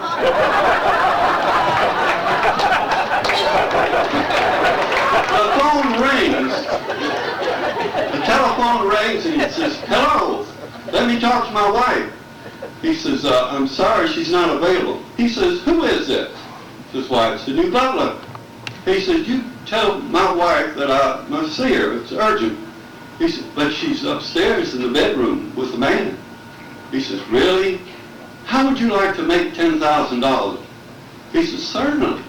He says, take the pistol out of the desk drawer, go upstairs, and shoot them both. Bang, bang. It's just like we rehearsed it. He says, okay, I did what you told me to. What do I do now? He said, take the two bodies and throw them in the swimming pool. He says, boss, we don't have a swimming pool. He says, sure enough. He says, is this 876? Ladies and gentlemen, that's David. Give him a nice round of applause. Good job. David, take another round. David. Thank you. David. Take another bow. That's it. Groucho Marx. Oh, thank you, David. That was great. Wonder why I liked your accent. Okay. Moving right along is John Pearson in here. John, are you in the room? No, you chickened out, huh? You're on television. We're on television. You're watching this. You chickened out. Okay, John chickened out. So we have, coming up next, Walter from Winter Haven, Florida, and he's going to be singing for you. You're nobody till somebody loves you. Give him a nice round of applause. There you go, Walter. Hey, you know what? You don't know either? You're nobody till somebody loves you, and away we go. Oh, you're nobody till somebody loves you, and you're nobody till somebody cares. You may be king, you may possess the world in its soul, but don't go bring you happiness when you're growing old. Oh, the world still is the same and you never change it. As long as the sun shines above. Well, you know, what to tell somebody loves you. So find yourself somebody to love. Here we go. You, I know nobody till somebody loves you. Yeah, you know nobody till somebody cares. Oh, you may be king, you may possess the world, and it's no fight. No will bring you happiness when you are growing old. Hey, the world still is the same, and you'll never change it. As long as the sun shines above, well, you know nobody till somebody loves you. So find yourself somebody, go looking. Find yourself somebody. Oh, find yourself somebody to know how. Yes. Oh, ladies and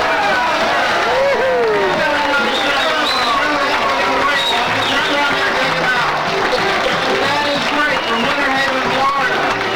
Do you always have that much energy? Do you always have that much energy? Whoa, he has all that energy all the time. It wears me out. Okay, now coming up next, we have Don, and he's from Maine, and he's going to be singing I Left My Heart in San Francisco. Give him a nice round of applause. Don, come right on here. There you go.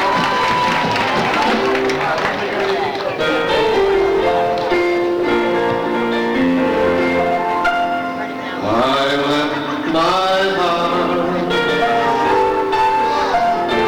in San Francisco,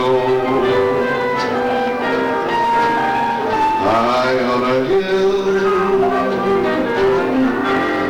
It calls to me to be my little cable car. Climb halfway to the stars, the morning fall, made to the air. I don't care, my love waits there. San Francisco, your golden sun will shine for me.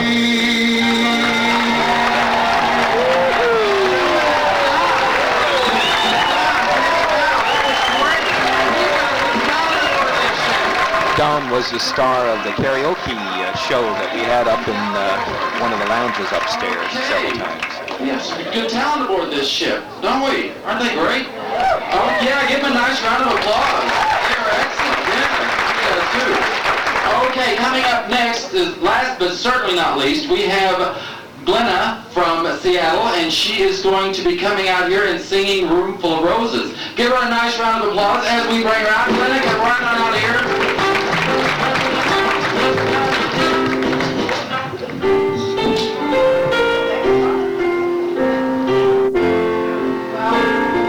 I want to say that some of this came to me from watching him make those carrot roses up in the room up there. There. Okay. If I send a rose to you for every time I'm feeling blue, you'd have a room full of roses of you. Ladies and gentlemen, that's Glenna. Give her a nice round of applause. Glenn, can make him take a bow. Let her take another bow. Good job. Okay. Now, folks, these folks have never been on a stage before. I think they did a great job. Don't you? Give them a nice round of applause. Also, keep it going for the Noordam Orchestra. At least pieces of it. Give them a nice round. Well, we're back in our cabin, and there's that last chocolate on our pillow. Outside, the bags are being readied for day 10, because here we are at Fort Lauderdale, and it's early in the morning. Take off, have a nice trip home. Yeah, we won't ever forget you. You know, Okay. A face that each of us will remember for years to come. We certainly wish him well.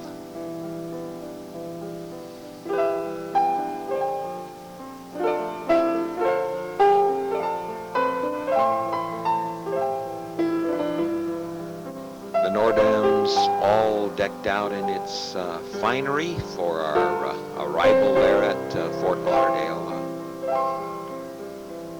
You did well, Holland American.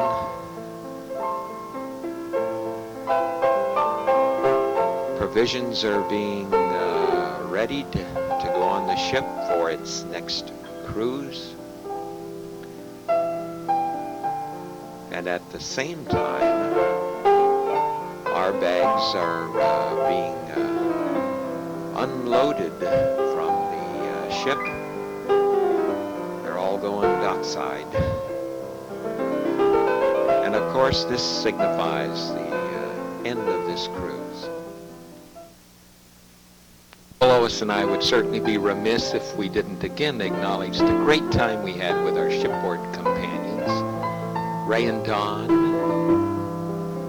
Maria and Jack, Betty and Dick, Catherine and Dick,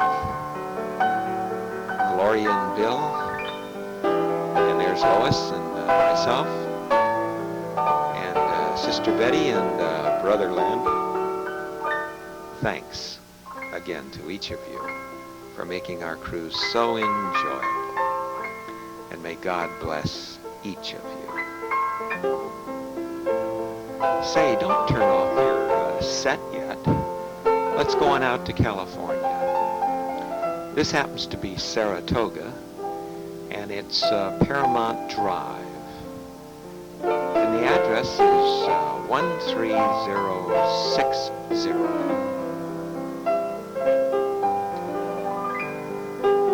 Now let's take a closer look here, shall we? Let's go on up to the door.